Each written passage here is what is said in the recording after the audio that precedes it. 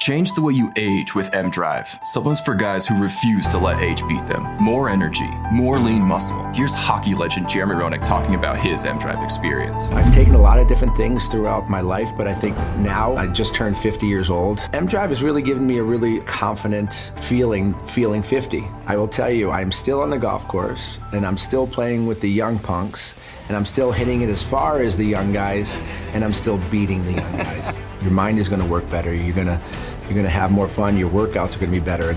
And M-Drive has just given me that confidence inside my body and inside my mind because I look better and I feel better. I don't feel 50. I don't act 50. For me, 50 is the new 30, and I'm looking to make it to 100. I just refuse to grow old. Energy, strength, drive. M-Drive. Supplements for driven men. Go to mdriveformen.com. Use code POD20 for 20% off your first purchase. Don't let age beat you. Visit mdriveformen.com. This podcast is a member of the Voices of Wrestling Podcasting Network. Visit voicesofwrestling.com to hear the rest of our great podcasts, as well as show reviews, columns, opinions, and updates across the world of wrestling.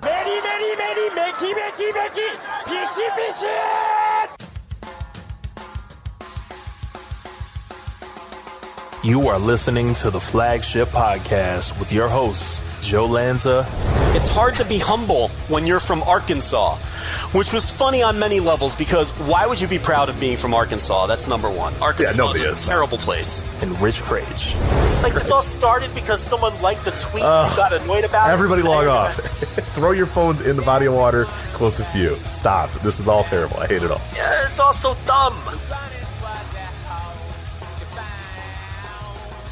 And we are live here on the Flagship Podcast. I'm Rich Crage. That is Joe Lanza. Joe, what's happening? I don't know. Everything. Everything is happening. Nothing is happening and everything is happening this week. There is a lot of wrestling going on with WrestleMania Weekend quickly approaching. I have done roughly 10 hours of audio over the last 7 days, so I'm sick of talking about WrestleMania Weekend, so Joe, let's talk about WrestleMania Weekend a little bit more. So, anyway, we got a lot of other stuff that we're going to get to this week. It will not just be WrestleMania Weekend. We have some other fun topics to discuss as well. We get New Japan Cup, the semifinals and finals. Zack Sabre Jr. is your New Japan Cup winner, so we'll talk about all the matches, the results of all that sort of stuff. New Japan Hyper Battle 2022. We have the next big show coming up from New Japan. We have potentially, there's rumors of a new person, a new woman coming into AEW. We may have the answer to that pretty soon since we are doing this during Dynamite. So we're going to save that segment for a little bit.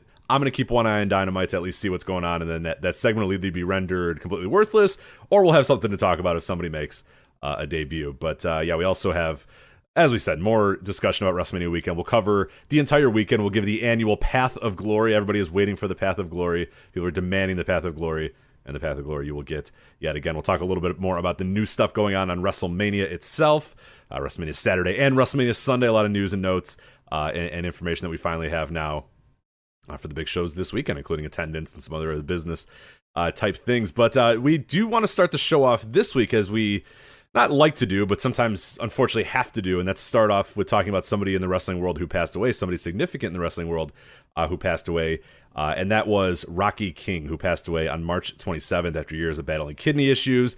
He had a stroke a couple years ago. He was blind in one eye, but Rocky King passes away, unfortunately, at earlier this week, March 27th. I don't know if we have his official date of birth. I couldn't quite find out how old he was. It seemed like it was conflicting information here and there, but we do want to start the show off just a little bit about Rocky King. And Joe, what are your memories of Rocky King? And what, maybe how would people know him best? Or if people don't know him best, how could they find out more about Rocky King? Well, first of all, tremendous show open there because I gave you nothing. I was like, I don't know. I went into business. You know what I mean? I've had a lot of week audio. I'm just ready to go. This could be the banterless show. No banter. Yeah. Which this week we may need some banter because we have like 2 topics to do. But yeah, I mean, I gave you nothing to work with, and you just crushed the show open. So after doing 19 hours of audio in the last 4 or 5 days, I'm a pro. Yeah, I know what I'm doing here. So you're a pro. It's a professional operation, and you're gonna tag out, and I'm gonna tag in, and I'm gonna take over and do 1 million hours of audio the next 4 days. You preview everything, and now I'm going to review everything. See, it's perfect. It works out great. I go to Alaska while the actual show. I get the shows ready. I set you up, and you knock it out of the park. You go and you review them, and I'm off in the frozen tundra of Alaska. So that's right. And all those previews, they're up now. They all are up now, right? Yes, we have written previews up at Voice of Wrestling, and then all the audio previews. The nearly 10 hours, I think it's just a hair under 10 hours, is available. It's on the Flagship feed. It's also up at voicesofwrestling.com. Wherever you listen to your podcast, just look up Flagship or look up Voice of Wrestling Podcast Network, and you will get three. It's in 3 different parts. Two 2.5 hour or 2 3-hour parts, then a 4-hour part as well, just kind of covering every single show, just about every single show. I think there's like 1 or 2 we didn't cover, but a number of guests and contributors come on, help me preview these shows, including I think one of the best segments of the entire thing was Justin Bissonnette, one of the OGs of of voiceswrestling.com and the Flagship. Like, when we say that 3 people listened to our first show, or 8 people, whatever the hell it was, he is one of those numbers. He was here from the beginning, and he helps come on here and talk about Texas Mania, kind of peels the curtain back to how Texas Mania came together, the stress of booking a WrestleMania weekend card. Did you hear the gall of that guy to say that he booked the show because he thought we would like it? Well, I'm listening to that, and I think what he meant by that was he booked the show with the intent to draw fans like me and you. Yes. Yeah. No, I just mean that's the big time booker here in the industry. Big Biss. Oh, I see. I'm doing it as a badge of honor. He goes, "Oh man, what would Joe and Rich?" Because these are the guys. That's the fan I want to get, is the Joe and Rich fan. He understands that the Joe and Rich fan, is a very astute, a very educated fan, a very smart fan, and a fan that enjoys professional wrestling. Some people like confrontations with men in their 60s. We like wrestling, so you know what? He booked a show with good ass wrestling, and I love it. It's one of the best cards of the entire Mania weekend. It's interesting what he did, because, so he brings in Davey Richards, right? And he puts him in there with a guy who he's trying to, get some rub from Davey, this great Scott. He used to be Scotty Santiago in the early days of Inspire. He's been there since like day one. He went off on a little learning excursion for a while, but he's back and he's got this new gimmick, this great Scott gimmick. And then he put together the Brian Keith, Gary J match, which on paper obviously looks like a great match where those two guys are going to kill each other. But then, and that's kind of the matches to draw in the Joe and Riches of the world. And then I like what he did, because then the rest of his show is an authentic Inspire show. So you get a little bit of everything with that card. He didn't try to put together a super indie show to try to compete with the other super indie shows at WrestleMania weekend. But he also didn't go out there and just do a typical Inspire card. You have to spice it up a little because you've got some out-of-towners. So he kind of tried to do the best of both worlds. Look at this guy getting another plug. I know, unbelievable. Yeah, enough of this Biss plug. At check, I tried that check that he sent me, didn't even cash, didn't even clear. So you know what? Typical wrestling booker, man. Absolutely. Tells me to book it after the first of the month. Just type. It's crazy. This stuff. So. Yeah, but anyway, that's part of Rich's millions of hours of audio that he did previewing this with some tremendous guests. I'm never invited to that. That's okay. I don't take offense. I just sit here. It's absolutely nothing personal. It's more that it's hard enough for me to schedule one person. The idea of scheduling 3 people at once just annoys the hell out of me. And hey, so full disclosure, Rich invited me to one of the shows. He invited me. He said, "Hey, you want to do one of these shows this year?" And I'm like, finally, my phone's ringing. I never get invited to these things. And I offered to do the Texas shows in the Texas building, because I figured I was the best person on our staff. I'm the person best qualified for that, right? So I'm like, yeah, I'll do the Texas shows. And he's like, well, actually, I got Justin Bissonnette. So I'm like, who is a better guest than you, though? A much better guest. Like, you got like the one guy that just smokes me in that area, and like I'm like, all right, well, I guess I'm not doing it again this year, because the one group of shows I'm ready to strut my stuff and show off some knowledge, and you go out and get somebody 1,000 times better than me for that spot. So I think this was all work. I think you knew I was going to offer to do that show. And, because I'm not offering to do, the Zicky Dice. Zicky Dice Trouble in Paradise. Yeah, I did not think you were coming out for that. And this was a work. You knew you had somebody all set, so you could actually me and keep me off of these shows again. So That's okay. That's fine. Just little old me. No one cares about me. But you will tag off when you're in Alaska. Yep. And I will jump in with my reviews Thursday through Sunday night. That'll be on the $5 tier, patreon.com/whatever the hell it is. Voices of Wrestling or flagship patreon.com is the other way to do it. People will find it. But that'll be on the $5 tier. And you'll get reviews of – I've got the schedule up behind the paywall of all the shows that I'm planning on watching, barring any – schedule changes or streaming issues or what have you. I think I'm watching what is it, 13 or 14 shows? I have 1, 2, 3, 4, 5, 6, 7, 8, 9, 10, 11, 12, 13, 14 attempted, like not necessarily confirmed isn't probably the right word. Some things might, some things might go awry or something doesn't quite work, but 14 attempted shows, 14 shows that you are going to try to definitely watch. 4 on Thursday, 5 on Friday, 4 on Saturday, and then 1 on Sunday. So yeah, busy weekend over at flagshippatreon.com. We'll talk about that more after the first couple of segments, but yeah, 14 scheduled. And then I've got Sunday's an open day until WrestleMania at, I believe, 8 Central. Correct. Yep. Or 7. I think it's 7 Central, 8 Eastern. 7 Central. So what I'm going to do on Sunday is go back and maybe watch some of the shows that were, had conflicting times and I'm not going to waste my Sunday. So Sunday, I'm going to watch a bunch of shows on demand as well, so that the Sunday night review isn't just night 2 of WrestleMania. So I'll get some of the other stuff watched. What I'll do is I'll see what gets hyped over the course of the weekend out of the stuff that I'm not already scheduled to watch, and then I'll handle that on Sunday morning. So the bottom line here is I tried to pick an eclectic group I tried to pick shows from all of the different venues, get a good mix. So I think I did a good job mixing and matching the variety. And then on Sunday, I'm going to take care of anything else that, like, for example, I'm not doing any of the Janela shows in real time because I can't do the midnight shows because that's when I'll be recording. I'll be recording in the middle of the night. So I can't commit to any of the midnight shows. But if the Janela shows, for instance, or I think there's whatever other shows are, like if those shows get big hype, I can watch them on Sunday morning before WrestleMania and end up reviewing them anyway. So I'm going to do as many of the shows as I possibly can. There's some that you couldn't staple me down to a chair and threaten my life to watch, and I won't be watching any of those shows, but I'm going to watch probably around 15, 16 shows total, and they'll all be reviewed. $5 tier. Those will be audio reviews, and also cover news and notes that happen over the course of the weekend and everything else as well. So yeah, nobody in the world does WrestleMania Weekend like we do. We always say it, and people don't believe us. We gave you 10 hours of audio previews. We've kept you up to date on the entire schedule for months now. We have cobbled together all these fucking Twitter accounts, all these Facebook group posts, all these Eventbrite pages, and we have given you every single card. We have given you streaming information.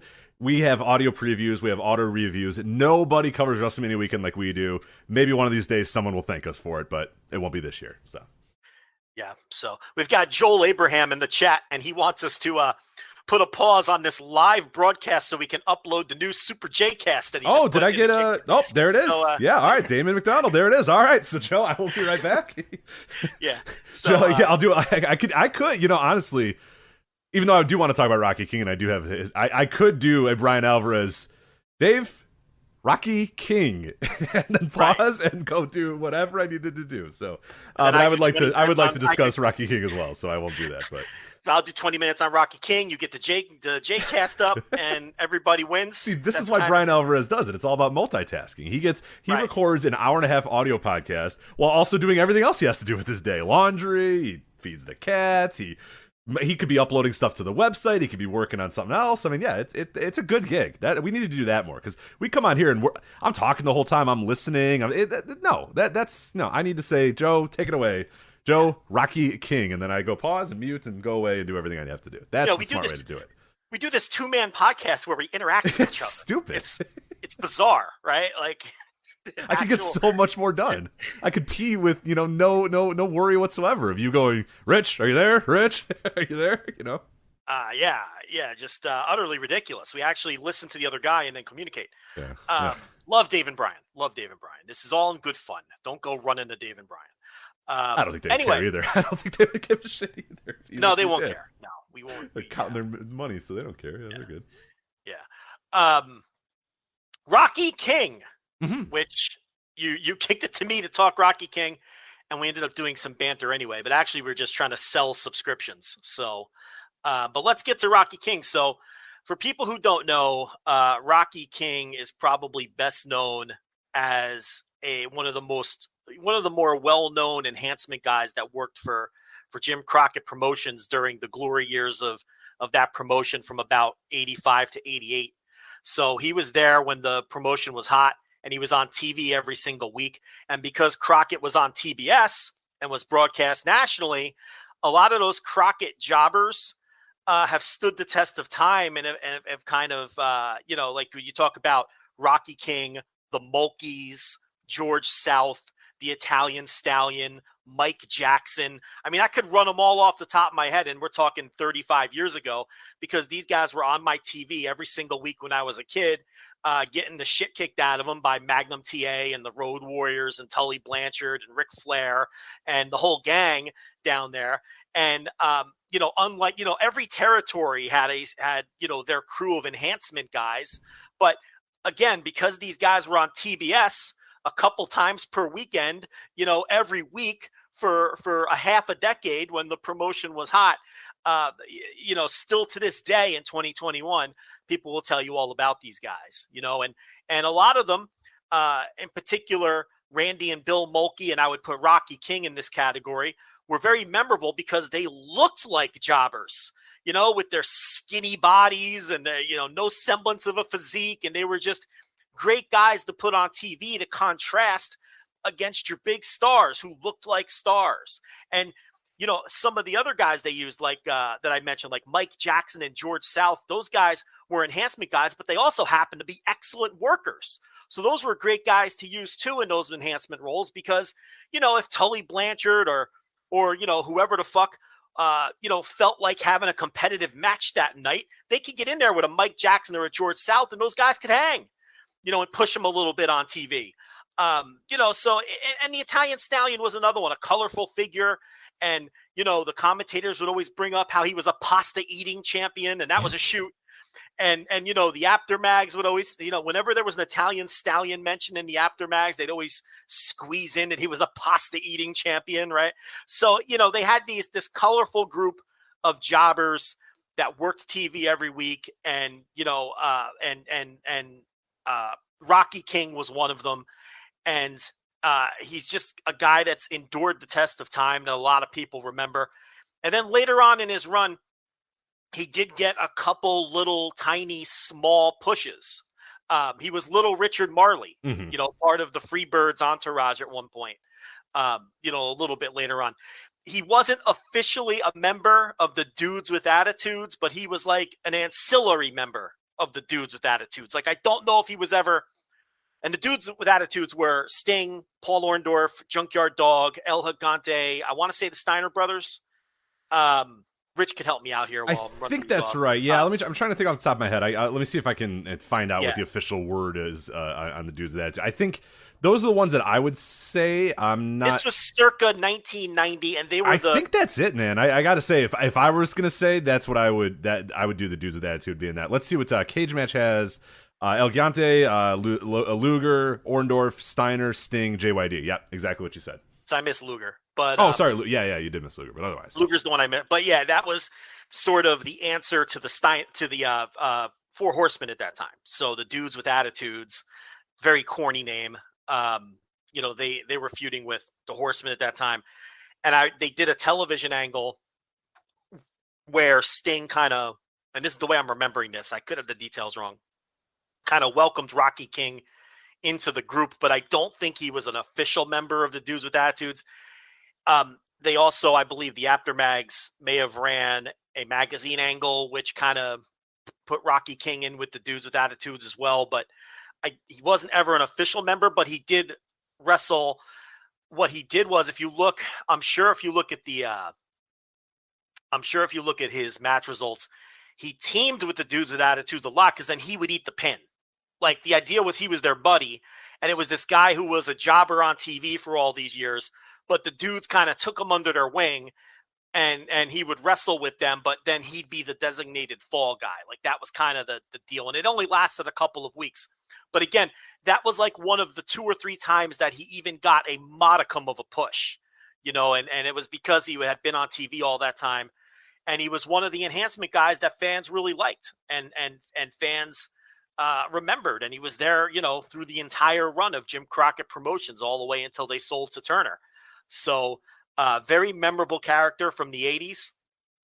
And if you watch, you know, the 605 episodes on the network, on Peacock or whatever, you know, he's all over them. Oh, yeah. If you watch anything from basically 85 till, like you said, 1990, basically, especially that 85 to like 88 run, there is no chance that you will watch, you know, 3 weeks of that show and not see Rocky King at some point. I mean, you might see him literally every single week in 1987 and 88. He feels like he's, you know, I haven't gone back and rewatched a lot of that stuff and watched week after week after week. I mean, he is all over that show. Like almost every week he's there. Mm-hmm. And the thing about a lot of these guys is they, you know, they were jobbers, but they were good workers, you know, and there's a reason that a lot of these guys, most of the ones I named and some others that I'm probably forgetting, it stuck around for as long as they did is because the people on the roster respected them as workers and they knew they could trust them and they liked working with them and they were going to, you know, do their best to get everybody over. And, you know, you look at a guy like Mike Jackson. I mean, he's still out there today. He's 70 years old or whatever it is. And he's still like halfway decent. I mean, you know, for a 70-year-old, he's got to be the best. Is he 70, Mike Jackson? We got Mike Jackson. Let me find out. He's got to be. I mean, he's got to be near there, right? Like, there's no way. Because when we talk about Sting being the best 63-year-old wrestler like ever, right? Yeah, we did forget about. So he was 71 in December of 2020, but I don't know. I don't have his exact birth date right here, but he, I believe, would now be 72 years old.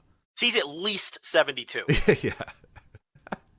And you know, he did some solid as fuck still. Yeah, he was doing some indie shots during the pandemic. And I know he wrestled, you know, they did the gimmick in Impact where they promised a Jackson, a young buck. I forget the gimmick they did, but it ended up being Mike Jackson and not, you know, the Young Bucks. What was that, probably 2-3 years ago? Yeah, I'm trying to remember when that. Yeah, time, I have lost all concept of time over the last 3 years, but I think it was 2 years ago. But you know, who the fuck knows anymore? You go back and watch these Mike Jackson matches in his prime, these little TV matches. I mean, the guy's great. Oh yeah, and Rocky King was I loved. I mean, the thing I liked most about watching Rocky King stuff is, I mean, you said like a lot of those guys looked like absolute dorks. And they did. I mean, the Mulkeys were like the biggest looking dorks ever, and that made it great. The Mulkeys, I'll let you make your point, but the Mulkeys have the greatest jobber look of all time. Yes, every jobber should look like the Mulkeys. It would be a better industry if they did. But because the Mulkeys look like you could beat them up. Like you at home are like, fucking Christ, what the hell is this guy going to do? And it's Sid. Like, get out of here. Like, these guys are going to get killed. Like, Mean Mark's going to kill these guys. And he would. And then he would kill them. And you go, shit, damn, he killed that guy.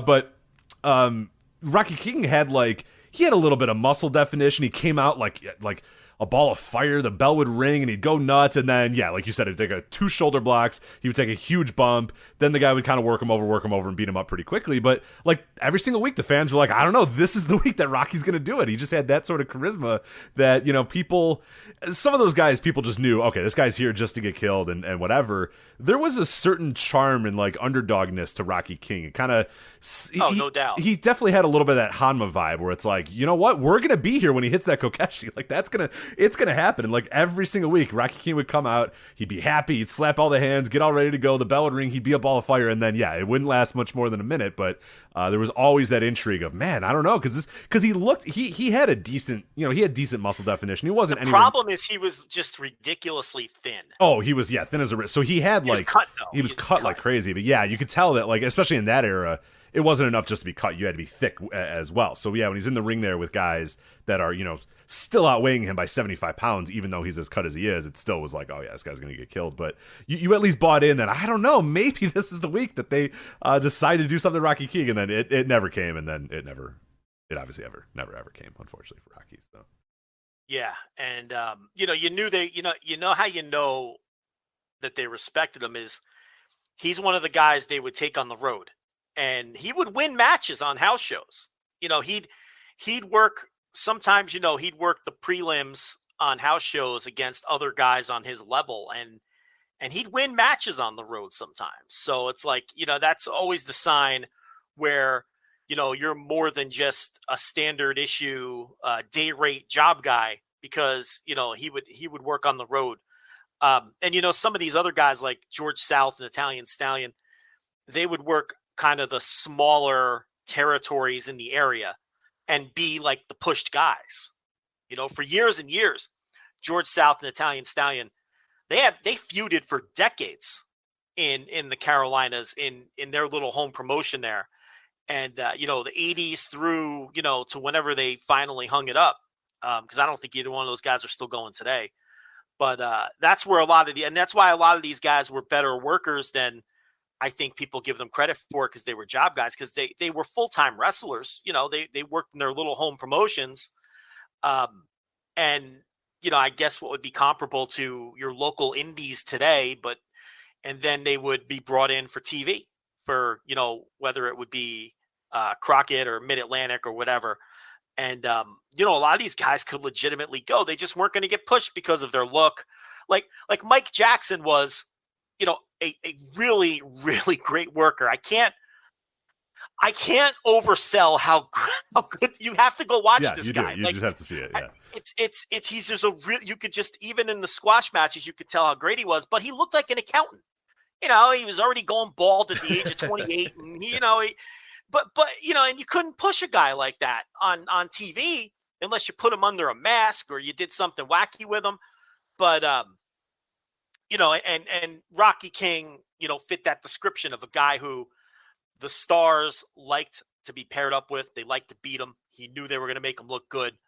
And that's why he hung around for the entire life of that, life cycle of that promotion until they signed. I don't know if he stuck around after when Turner bought them in 90, yeah. So Rocky was done. I'm looking at Rocky's cage match right now. He was done in June of 1990. So he did not last long. I mean, the second that they kind of got sold or moved on, I mean, he's pretty much gone after that point. I mean, yeah, he's around maybe for about a year or so of the Turner owned WCW, but I mean, not as prominently, and he's around for just a few shots here and there, and then he's gone. Actually, he went away for, I'm looking at this now, he went away in June of 1988, then they brought him back in 1990 for like 7 matches, then he was gone. So yeah, they obviously did not value him the same way. That was the dudes with attitude. Right. They realized, shit, we need a guy to lose for these guys, so who we're going to bring in, and they said, hey, let's call Rocky, and then there you go, you got Rocky King. So yeah.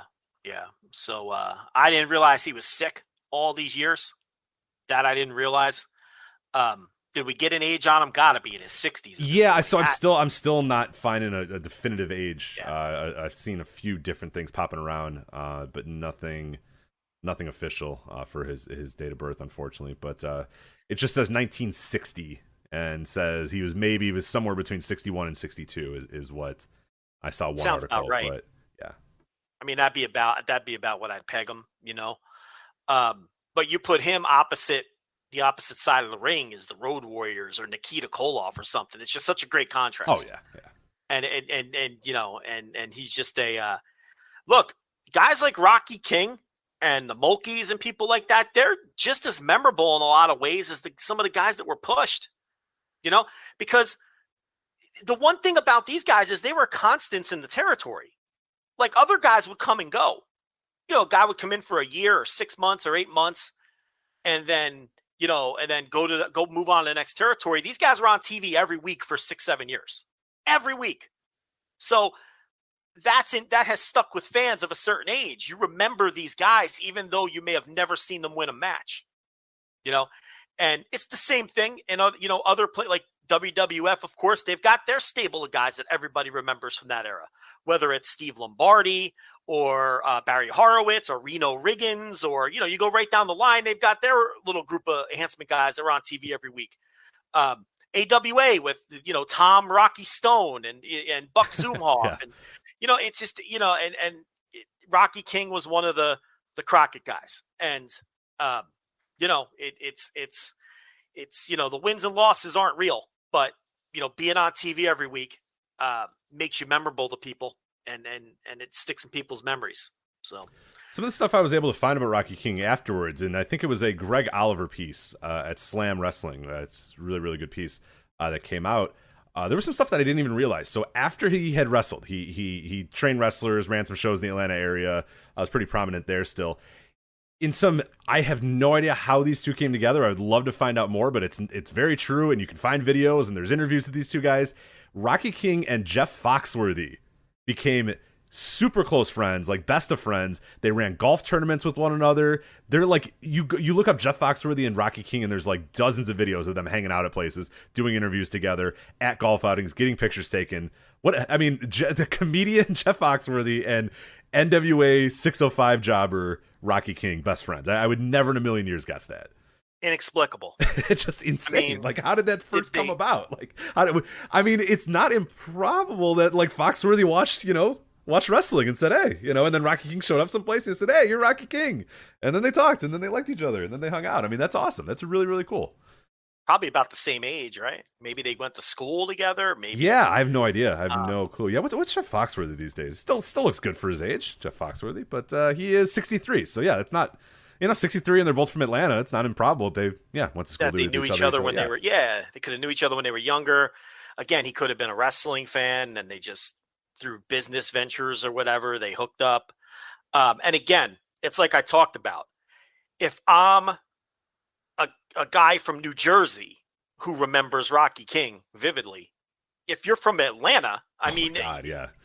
Like, you know what I mean? So it's like, this is what I'm saying. This is a guy that was on TV every week, and people from Atlanta, of anyone over 40 probably still remembers him, over 35 or 40, right? If you watch wrestling when you were a kid. So, Foxworthy may have just known of him and they met up later in life, or they're the same age. Maybe they went to high school together, college. I don't know. There's also King, in that article, they talked a lot about how much he had done for the homeless community in Atlanta, and that may have been, maybe that was the connection. They were donating to the same thing. Maybe he knew him, charities. Yeah, something like that. They named him King of the Streets because he was a guy who would go out and just do anything he could to help combat the homeless problem in Atlanta. Help the homeless community, try to get them, food, water, clothing, anything that he could do until his dying days. I think that it was still going on until he was even in pretty bad health. And then it seems, as far as I was able to find, that it happened kind of quickly, that he had been battling a bunch of issues on and off, and obviously at that age you start running into those things, but that this kind of felt like it did maybe not come as a complete surprise, but it came a little quicker than maybe most people anticipated. So that sucks for sure. But yeah, led a hell of a life though.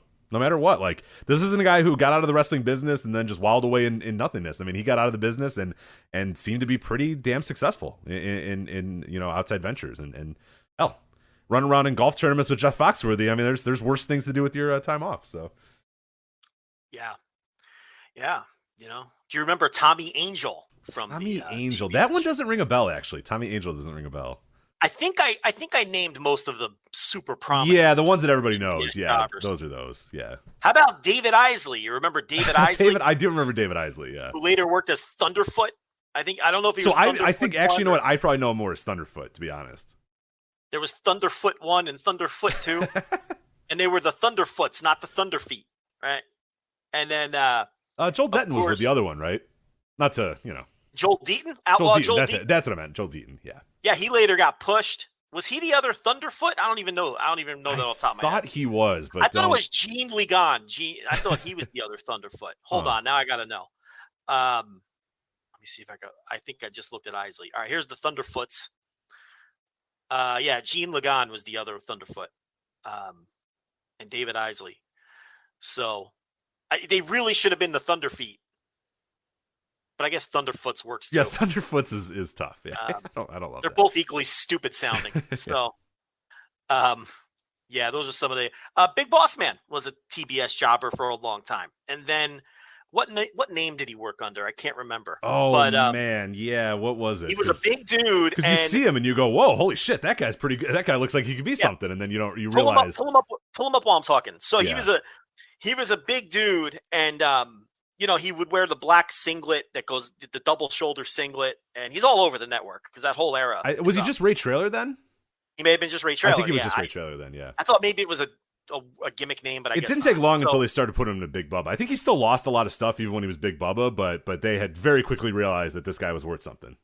Well, they saw him taking all these big bumps and flying around. He was a big dude. And I think as the story goes, I think it was Dusty Rhodes who said, you know what? No, we're going to take this guy off TV, make people forget his face, and we're going to bring him back with a push. And then that's where the Big Bubba thing started.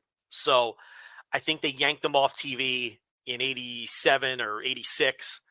And then, you know, and back then you could do that and people would, and then you bring them back repackaged. I guess you still do that today. I mean, that's the technique that promotions still use. And, you know, and then he came back as Big Bubba. So yeah, no, he's a guy who ended up getting a push, and they would elevate the jobbers at times. And sometimes, you know, they would get little prelim level pushes and things like that, or they would put him in tag teams or whatever. But yeah, for, you know, a guy like Rocky King, yeah, he got one or two little pushes here or there, and that was about it. Because he just didn't have the proper look, but still a valuable member of the roster and someone who has definitely stood the test of time. And now he's dead. So that's Rocky King. There is a if you go onto YouTube and just type in wrestling jobber Rocky King, somebody has made a video. It's all of Rocky King's losses in 1985. It's an hour and a half long. Wow. And so if you want your Rocky King, there you go. You got it. Wrestling fans are nuts and great, right? Like, who would think to do that? Right. Well, to be fair, this YouTube channel's name is Job Guy, so this apparently is his maybe his forte. Oh shit! Yeah. What a channel! Hold on, I gotta pull. Yeah, this no, hold He's on. got a bunch of them. Really? Rich, look at this. He's got a Tiger Chung Lee 1986 comp. Let's see. Holy Rick shit! Hunter. Whoa, this is great. I know what I'm watching tonight, man. This channel, let me tell you Art something. Cruz? Oh, Terry Gibbs? Oh, let's go. Rusty Brooks? Let's go. Did I just slap subscribe? Yes, I did. Tony Zane. Look, he's got the Mokies up in his banner there. Of course, yeah. Along with Iron Mike Sharp, right? Yeah. So he's got comps of various jobbers broken down by year. So if you want to watch every job match that Tony Gurria did from July to December 85, this is where you go, because he's got an hour's worth of footage for you. Yeah, if you're looking for the Salvatore Belomo 1985 comp, he's got it. You're good. Got Mario Mancini, Rene Goulet, all the WWE guys. This is fantastic. What a find. This is going to waste so much of my time. The next deep dive is we just go through every one of these. This is something else. Doug Vines. That's, another classic one. Vines. Jeff Sword and Doug Vines became a tag team later on. Oh my God. Did you pull up the video tab? Yeah. Do you see how deep this runs? It's pretty good. It's not like it's it's not that extensive, but it's got like 40 of them. That's pretty damn good. Not that extensive, Rich. He's got 54 minutes of Charlie Fulton from 1984.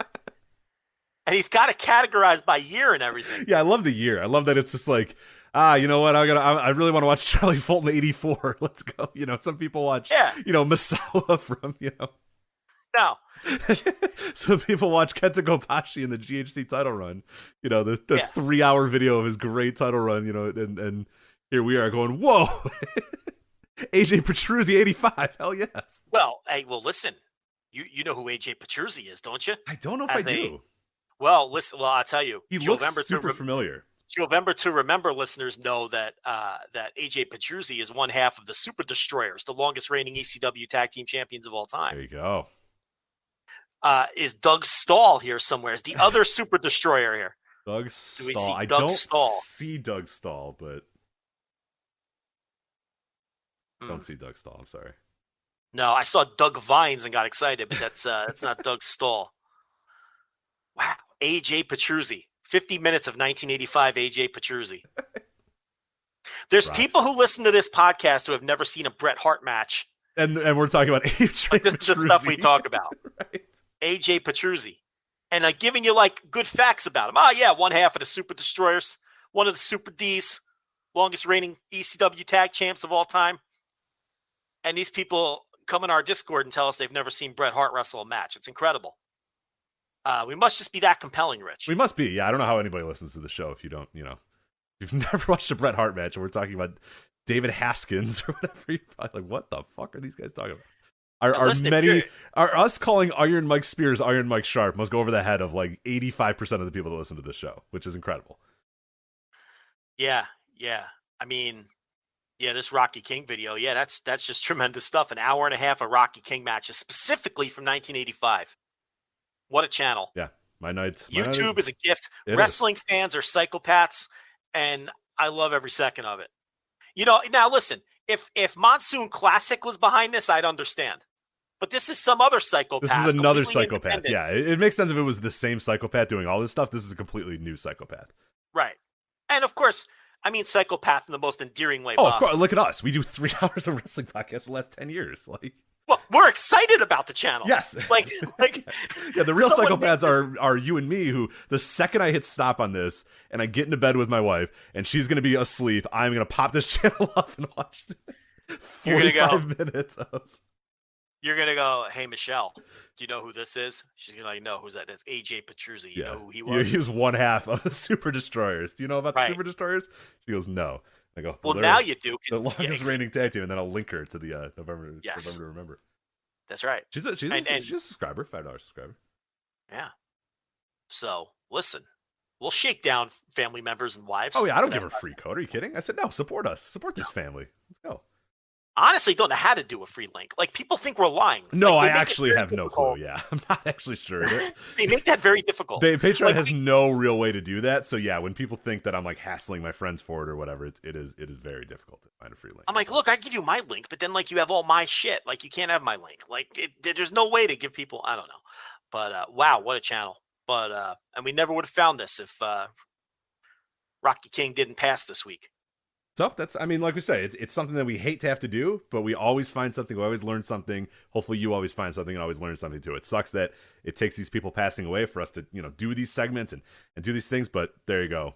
You now have a brand new YouTube channel and a brand new wrestler to check out this week if you're interested. So that is Rocky King.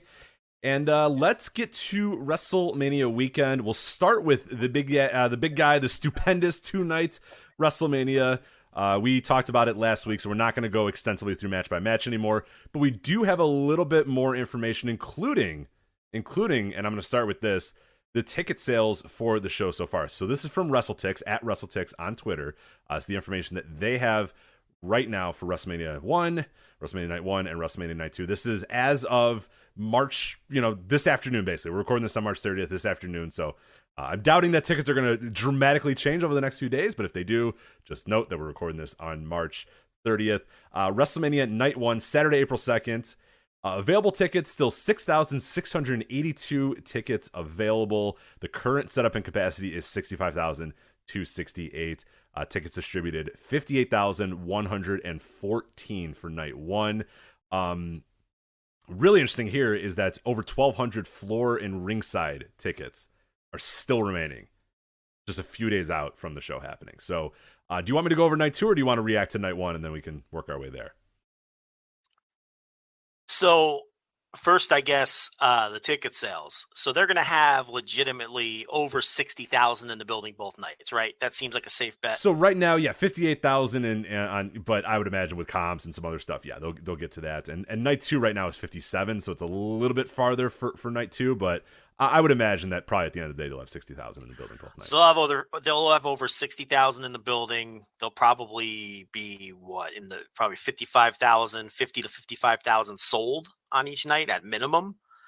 And we just had a podcast drop today with Big Dick Nick Khan, and he said publicly that they're expecting over 100,000 people in the building each night, which first of all is absurd.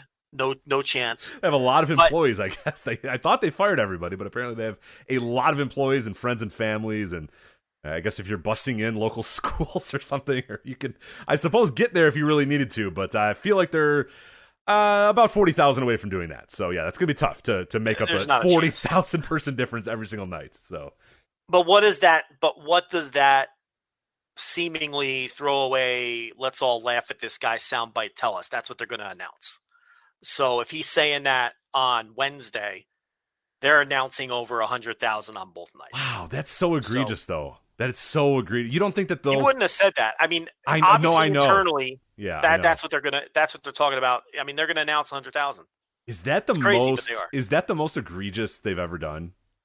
If they go through with it, yes, because you're talking about almost like 100% fucking, you know what I mean? Like, you can't get more egregious than that. It's like, it's like running a normal basketball arena and saying there's 40,000. It's like, no, you're at the United Center. There's not 40,000 people here. Like, it'd be that absurd. And I'm trying to think of any other comps that are even reasonable, because some of the more famous, inflated attendances, 10,000 here, 20,000 here, get over the round number a little bit, I'd have to see if I don't know if that's something that Brandon Thurston would have or Chris Harrington would have, of just the most egregious, like, You know who would know? Matt Farmer. Yes, Matt Farmer. He'll probably have a good answer for you for the biggest lie in terms of attendance.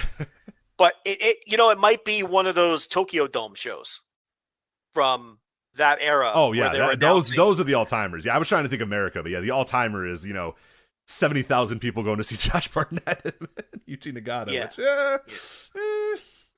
No, and then years on, people literally counted the seats and they didn't have 70,000 seats. So it's like, it'd probably be a Tokyo Dome show where there was 40,000 people and they claim 70,000. Because again, you're almost doubling the number. So that'd probably be it. This would be something else though. If there's 63,000 people in the building, 55,000 sold, and they announce 103,000. Give yourselves a head 101,000. And look, I know they do it. Yeah, and here's the thing: it'll work. Because all these dorks will line up and go, "Whoa, incredible!" All the newspapers, all the newspapers. Does anyone read the newspaper? All the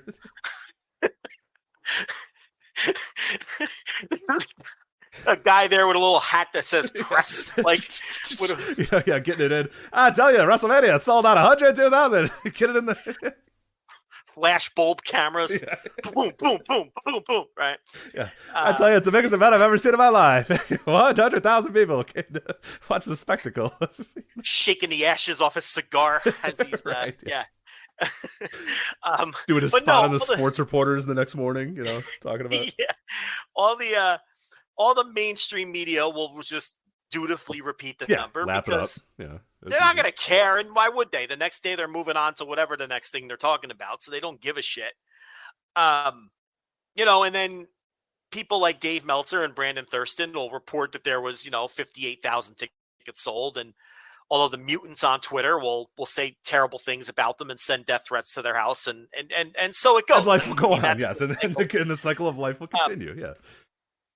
But so, that's kind of a tip off to me. I didn't listen to the entire Nick Khan deal because it just it dropped a few hours before we went on. I had other things to do. I listened to some of it, but to me, that was a glowing neon sign that they're going to claim 100,000. Right, and that was actually the question I was going to ask you is, going over these numbers, like, what will they announce? Like, what will they say? And I, it was my notes even before the Nick Khan interview, and I was kind of wondering, what are they going to do? Because they're probably going to want to say that they were somewhere near where they were, last time they were at AT&T Stadium. And that, I think, let me get the exact number that they announced. We talked about it a couple weeks ago, but I want to make sure I get the exact number they said again.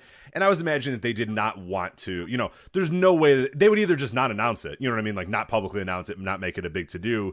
Or, like, if it got kind of close, if it got to 80,000, okay, we'll round it up to, 101. Or if it got to, 85, we'll run it up to 105 or whatever, like that stuff. But they're going to be nowhere close. I mean, they're going to be, like you said, almost 100%. Over. That's insane. That just seems absolutely wild. But I guess I put nothing past them. But I mean, that's pretty egregious. That's an all timer for sure. They're what was I going to say? They did you find the number from a few years ago? I'm still trying to by the find way, it. Yeah, I'll find it. I'll get it. So, they're going to sell 60,000 tickets each night, and that's incredible. And that's a lot of fucking tickets. But it's the weirdest thing. Like I talked about this last week. You don't really want to shit on a company that can sell 120,000 tickets over a 2-day span. 101,763 is what they announced. So of course they're gonna, Rich. They're not gonna announce they did less than they did. Oh, that's what I mean. So, yeah, and that's what I was wondering is like, will they just A, not announce it at all, or B, will they just they're announcing. Get stupid and announce something that's and here's what they said. Dave Meltzer said this at the time as well. He said that they were 93,730. It was what he heard for the WrestleMania 33, which is still would have broken a record. It was still an amazing in the building. In the building, yeah, 93,730, which is a pretty damn great number. I mean, that's not bad at all. Rounding that up, I mean, we know it's WWE Matt, so they rounded up to 101.7. I mean, that's ideally you would just say what the actual number is, but in WWE land, they have to claim a record, break a record. That's what they do. It's for entertainment purposes only. I think Vince is on record as saying his attendances are for entertainment purposes only, but Dorks will still lap it up and say, oh, no, that's the real number. He's told you. He said literally on conference calls that they're entertainment purposes only, but you dorks will still report it and lap it up. Yeah, you idiots. Because on those calls, he has to, he can't lie on those calls because they're saying, hi, we're investors. You can't lie to us. And he goes, okay, well, those numbers I give you all the other times, those aren't real. These are the real numbers. And people that actually follow that stuff and know that stuff and don't have the brain of a goldfish can just actually follow this and know the real business of it. But regardless, yeah, they're going to have to announce more than 101,763. Correct. So they either don't announce it or, like you said, it's just absurd difference that, I mean, they're going to have to make up a lot of ticket sales in the next, 2 days to get anywhere that's not even just an absolutely ridiculously absurd a jump from where they are right now at 58 night one and 57 for night two. I mean, that is wild, but you're right. I mean, they're going to do it. Yeah. They're going to claim 105. That's what I'm going with. They're going to claim 105. They're going to claim, listen, they're going to claim 102 and then 105. Both numbers are going to be higher than the number they claimed last. They can't claim backwards. And they're not going to claim less than six figures. Here's the fun thing too, and I didn't go over all the numbers for night two yet, but night one tickets distributed 58,114. Night two, 57,088. Yeah. Joe, what is the main event of night two WrestleMania Sunday? I believe it's a talking segment. No. Oh. WrestleMania Saturday is a talking segment. Oh, that's the talking segment. Yep. What the main event of WrestleMania Sunday? That would be Brock Lesnar and Roman Reigns. That would be the needle mover. Roman Reigns and Brock Lesnar would be the main event there. And you're absolutely right in that when they do fake it, they're absolutely going to say that night two had more attendance. You know what I mean? Like they're not going to say that Brock Lesnar and Roman Reigns had 2,000 less people than night one or whatever. It will have, like you said, 105. It will be 3,000 or 4,000 more or whatever than night one was, which even that's going to be a farce because it's not even going to be the night that had more tickets sold. So that's we're ramping up for what should be an incredible weekend of lying about attendance numbers. I mean, this is going to be the all-timer here because they're going to want. I mean, and I guess that might lead into my next question. There, are you surprised that night two has less attendance right now, less tickets distributed than night one? No, I think that a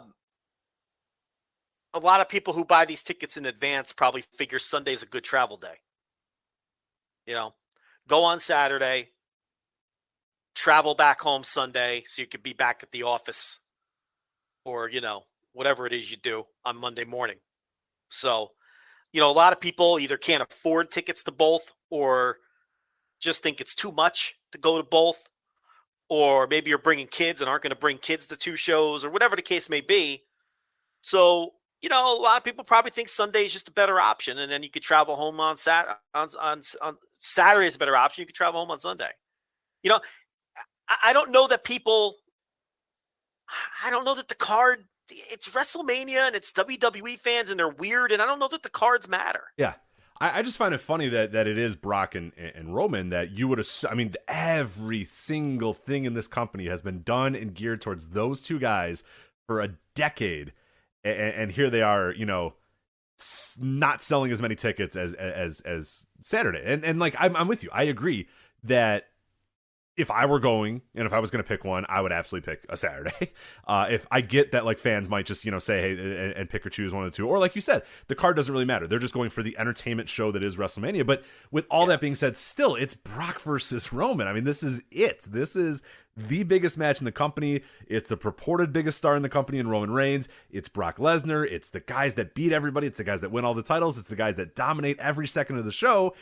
And it's, as of right now, selling, 1,000 less tickets than night one, which is just... And listen, that's really a negligible total. Oh, it is. No, I just mean like, it shouldn't be the same. Like right. if with all of the effort, that has gone into both of those guys and all the effort that's gone into Roman and supposedly this amazing Roman Reigns run and he's a needle mover and all that sort of stuff and Brock and the cachet of Brock and all that sort of stuff, everything can, like, it shouldn't be a negligible difference between Charlotte, Becky and Stone Cold and Kevin Owens are going to do something and Brock versus Roman. I mean, that is literally the biggest match that company has and the biggest match that company has built to for years and years and years and years.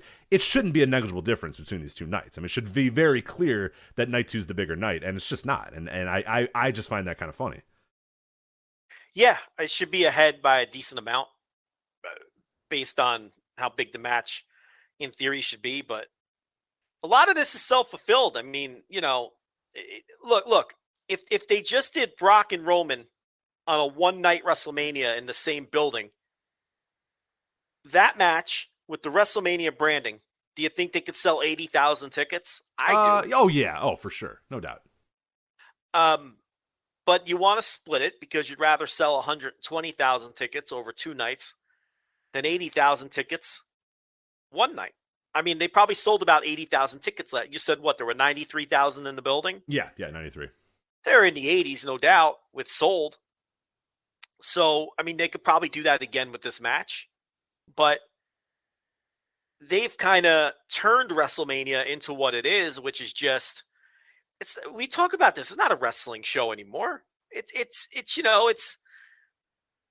not a wrestling show, and it's not intended for wrestling fans. It's their attempt to grab the attention of the mainstream media, whatever their definition of that is, and to create moments. And I know it's become a meme, but to create moments and bring your celebrities, and they're the reason that match has quote unquote only sold 50,000 some odd tickets, because they've split it into two and they've created this monster, and it's going to generate more money than it would as a single show. And that's really all that matters to them. Yeah. So, I don't know. You got your talking segment main event on night one, and you've got your, your world title unification match on night two, and they're selling the same amount of tickets. And no, that doesn't make sense on its face. Yeah. But look, if they are no longer a wrestling promotion that builds to WrestleMania with good stories, with satisfying conclusions, that involve great matches. They're not interested in doing that anymore. So that stuff isn't what's going to sell. And that's why you see an even ticket distribution. It's just, we want to be in the building for WrestleMania. We can only go to one night or the other. And there's plenty of people who will go to both nights. I could totally see why a lot of people would pick the first night. They're not worried about the card. Anything else? So WrestleMania, we know some of the new stuff. We know that night one will be main evented, quote unquote, by the Kevin Owens, Stone Cold Steve Austin thing, confrontation. I do like that the Overlords... Can I go on a quick sidebar first? Oh, absolutely. Before we talk about that? I was just thinking about this because I just said something that made me think about this. It's funny how your hardcore WWE fan will complain that AEW doesn't tell any stories, and WWE is where you go if you want good stories. And what's so funny about that is WWE's complete and total lost grip on how to tell compelling wrestling stories is like the primary reason that they've lost millions of viewers over the last decade. And yet that's what these people harp about constantly. Yet that's the primary reason right. Millions of people have stopped watching that promotion. Yeah, the wrestling is by and large pretty damn good and has been pretty damn good for years. Of course. And the production is major league quality production, even if we have our problems with it. So it's well produced. The wrestling, there's no issues with the wrestling itself. They're all well trained. Well, for the most part, well trained, excellent professional wrestlers. Okay. The biggest issue with that company, the thing that has driven millions of people away, is their complete ineptitude when it comes to telling stories and their clear lack of interest in telling good, cohesive stories. They don't even care how shitty their storytelling is anymore. It's not even of a concern to them when things don't make sense week to week, and they haven't made sense week to week for years. And it's just so strange that their hardest core fans swear that that's what sets them apart. Yeah. When that's, without question to me, the worst thing about the company is their storytelling. It's atrocious. Yeah, and it's also possible too that they think these are good stories. You know what I mean? Like, is that like that they think, Seth Rollins saying, "I don't have a path to WrestleMania. What's my path?" Like, they think that's a good story. So that might be where the disconnect is, where you, my counter to smart man who understands what good stories are, say that story sucks, and them, an absolute dork who consumes no other media other than World Wrestling Entertainment, sports entertainment, would say that Seth Rollins going, "Where's my path? I have no path." They think that's good. Right. Bianca Belair getting kicked in the gut and losing in 6 seconds. Right. That's a good story. I mean, by the way, she's losing her hair at WrestleMania, isn't she? You think so? I think so. I think so. That go home angle, man. Yeah. That go home angle. Yeah, we'll get to that. Sorry. Because we're going to do all the stuff that happened. See, we broke down the card last week, but a lot of stuff happened this week. So we're going to get to all that. But I mean, that's like the weirdest thing to me is that, but I think your answer was simple and both correct. I think that they think that this is good storytelling, when millions of others have said, you know what, this show is so fucking I'm going to stop watching this show. that I cannot watch this anymore, because even judging it by the standards of wrestling, where we all lower our bars, this is still irredeemably bad and stupid and insulting, and I can't watch anymore. There's still roughly 2 million people who watch Raw and SmackDown every week who say, this is damn good shit. I am so compelled by Otis that I cannot turn away. And that's like, I guess just sometimes I forget that that's what these people are that's their, like Ryan Satin thinks that these are good stories. That's what you're telling me? Like, he thinks this stuff is compelling. I guess. I mean, I have a really tough time like getting my brain around that. But every single week I'm reminding of it, and I follow tweets, I see these things, and it's like, Arcade Bro does like generic, terrible comedy, and it's a bunch of laugh cry emojis, and I'm like, all right, cool. Well, well, let me stop you again. I can actually understand why someone thinks Arcade Bro is funny. I don't think Arcade Bro is funny. There have been a couple zingers there have been a couple lines that Riddle has tossed out there where I may have chuckled. But overall, I don't find the act amusing, but I could see why others would. I get that. What I don't get is how they go on and on about how great the storytelling is. And my whole thing is that just shit these people say because they feel like that's their trump card? Or do they truly believe that the storytelling is really great? Or are they just parroting because the company's narrative is that they tell stories? Right.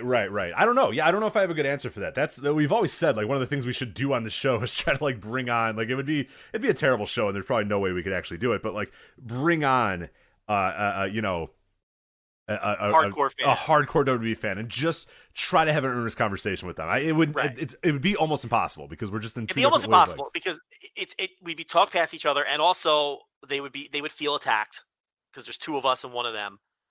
I'm gonna lose my mind. You know what I mean? Like it'd be very hard to pull off. But I'm curious if some of it has to be they're just parroting, right? Because every wrestler in that company, when they do media, or when they're feeling defensive about the company, what's the first thing they pull out? They say, well, we tell tell stories. compelling stories. We tell stories. That's the line. Sort of stuff. We tell stories. And that's been the line coming out of their wrestlers since like the 90s. Oh, well, whenever they feel backed into a corner or threatened or insecure, oh, well, we tell stories. We're storytellers. We tell stories. And the reason they all do that is because they're hearing that from their bosses. That's the company messaging. Internally, that's what they pound into these people's brains. That's why everybody spits that back out. And I think as a result, the fans start parroting that stuff too. I don't have any doubt what you're saying. I think that there are probably some people who genuinely think that these are good, solid pro wrestling stories. Right. And in the same token, like, to me, one of the best stories, MJF and CM Punk, one of the best, recent wrestling stories.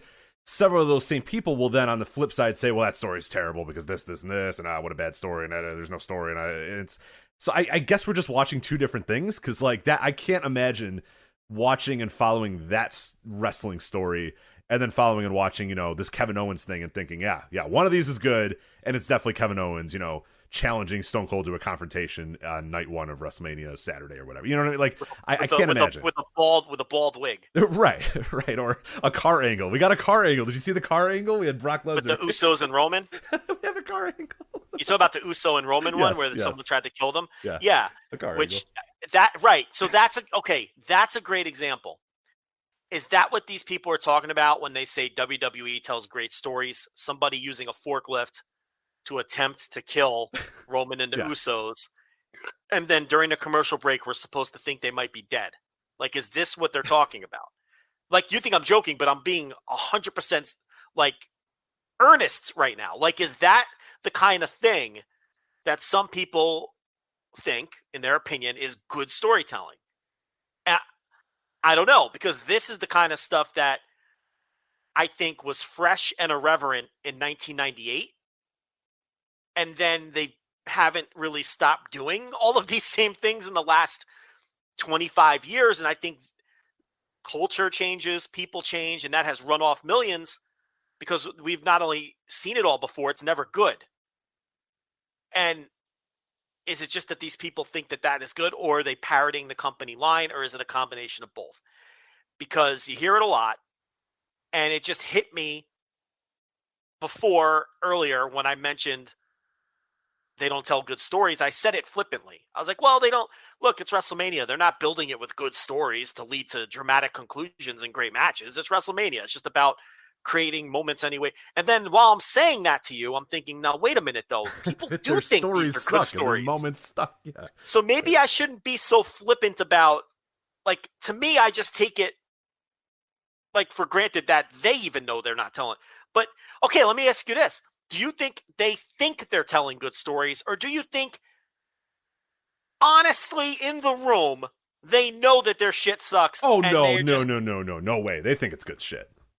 You think they think it's good shit? I don't know that everybody in the room thinks it's good shit, but I'm sure that a few of the top decision makers think it's good shit.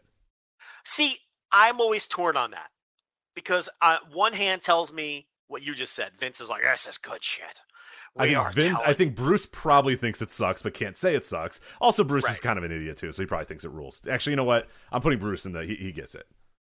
Yeah, you know what? No, I think Bruce knows that everything they do sucks, but he just has to say it's good. Yes. I think he knows it's because Bruce was around for well-booked wrestling. He came from, Mid-South and Houston and all that. He knows.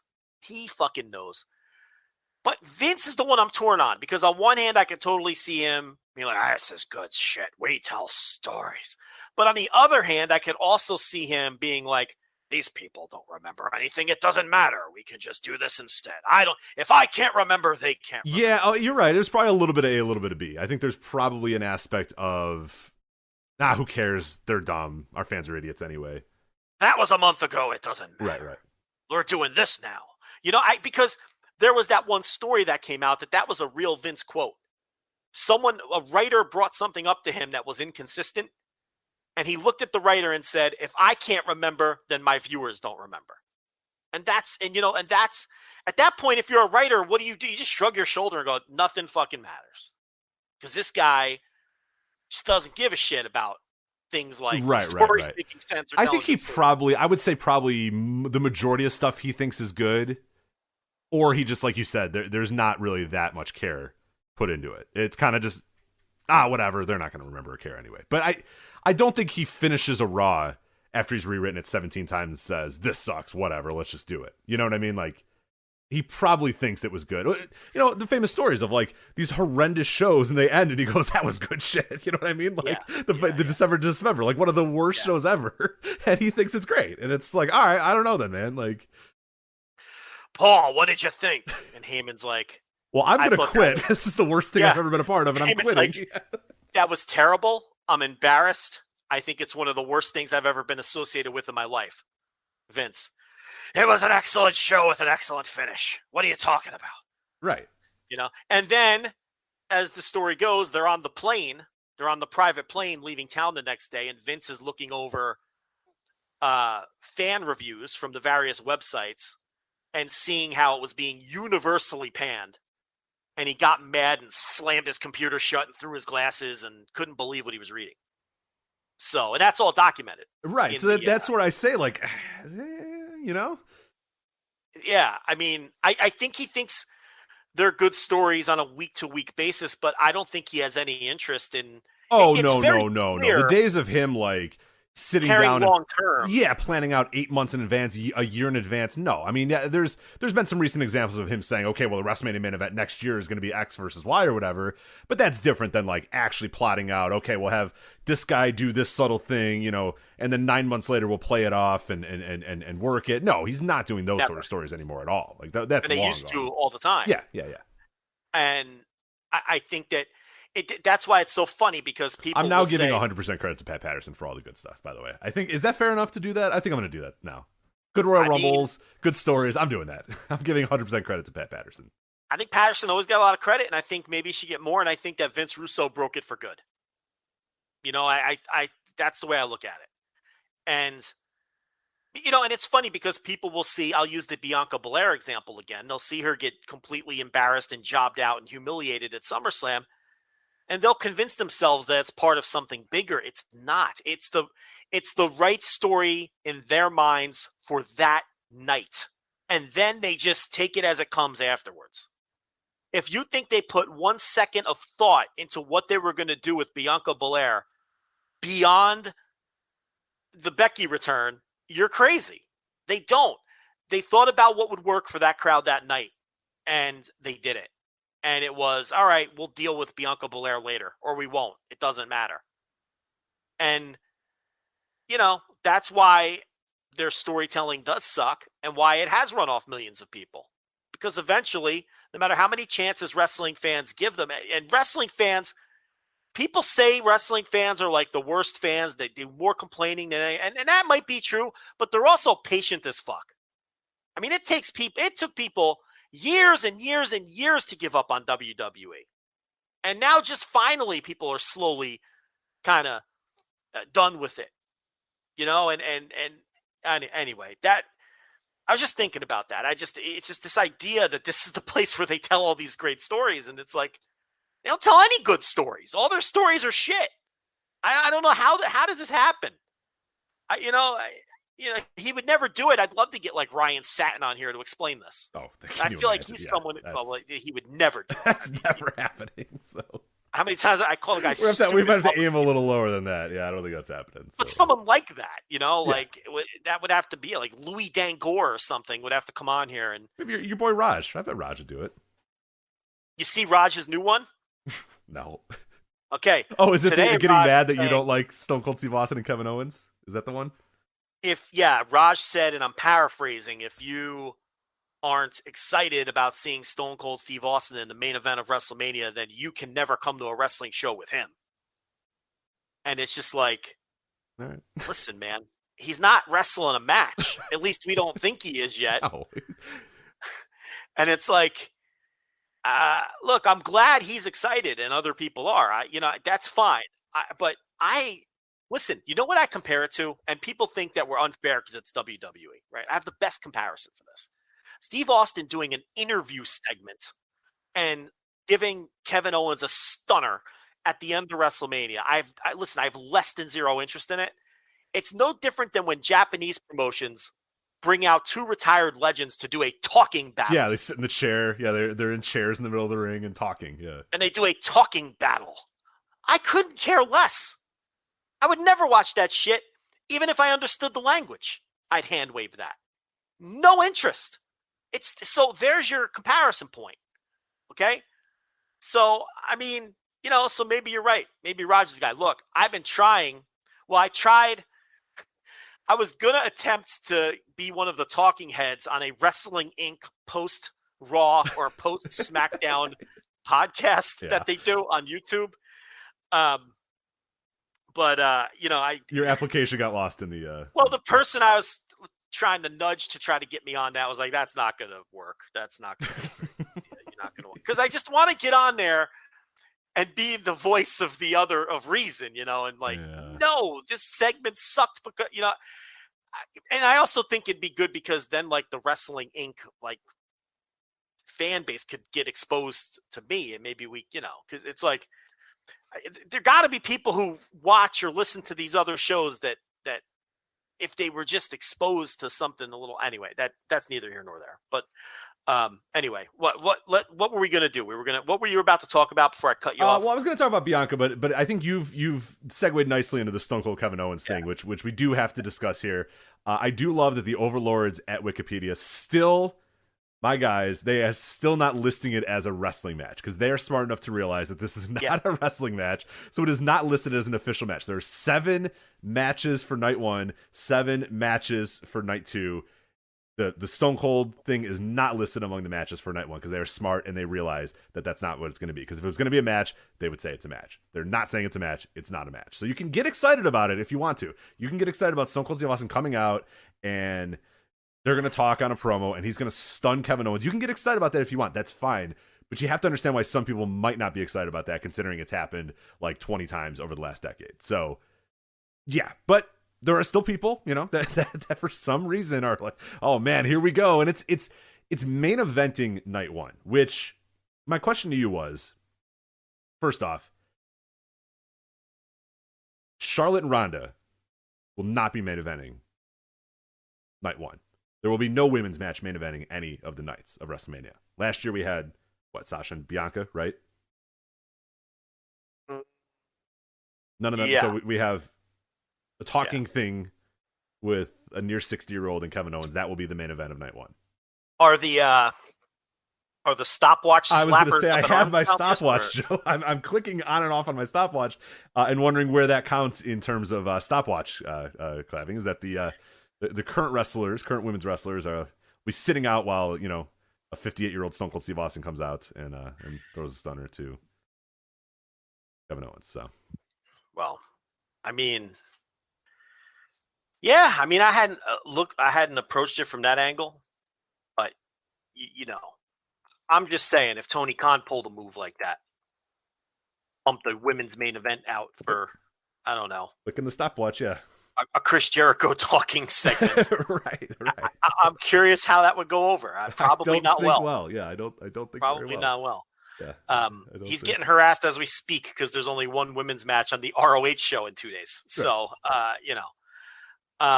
just out. Hey, for no reason whatsoever, let me put my stopwatch away, put it in the drawer. It's away. Just thought that was kind of interesting that's what's happening there. But yeah, and then like it's hard to get super excited about that thing anyway. I mean, I don't know. Like we talked about a little bit last week. I'm sure there are people. I get it, but like I don't know. Have you watched this company anytime in the last decade? Like it's not unique for him to come out, but I don't know. Maybe they'll brawl or I don't know. Maybe they'll do something to make it even more enticing or whatever. But I think it's been so many bells and whistles and so weirdly sort of branded that there's no way that it's going to be anything more to me than, him coming out, stunner, beer, going off the air with his hands in the air, cheering everybody. I mean, Kevin Owens isn't giving this guy a package pile driver, right? Like that's probably not how this is ending. No, I mean, and if he was going to do a match, they would have announced it by now because that's going to draw more interest than doing kind of this vague thing where we're not sure whether they're going to do a match or not. So at this point, it doesn't seem like they're going to do a match unless Austin has a change of heart. I'm sure it'll get physical. I don't know. It's weird, and it's kind of desperate, and because they wanted to put the 100,000 in, they're not going to get there, even with Stone Cold, even with all these celebrities. It's kind of like, I don't know.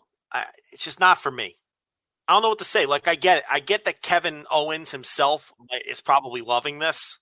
I mean, good for him, but I don't know. That doesn't mean I have to like it. Like, I have to be into this because Kevin Owens is thrilled about it. I mean, that doesn't make any sense.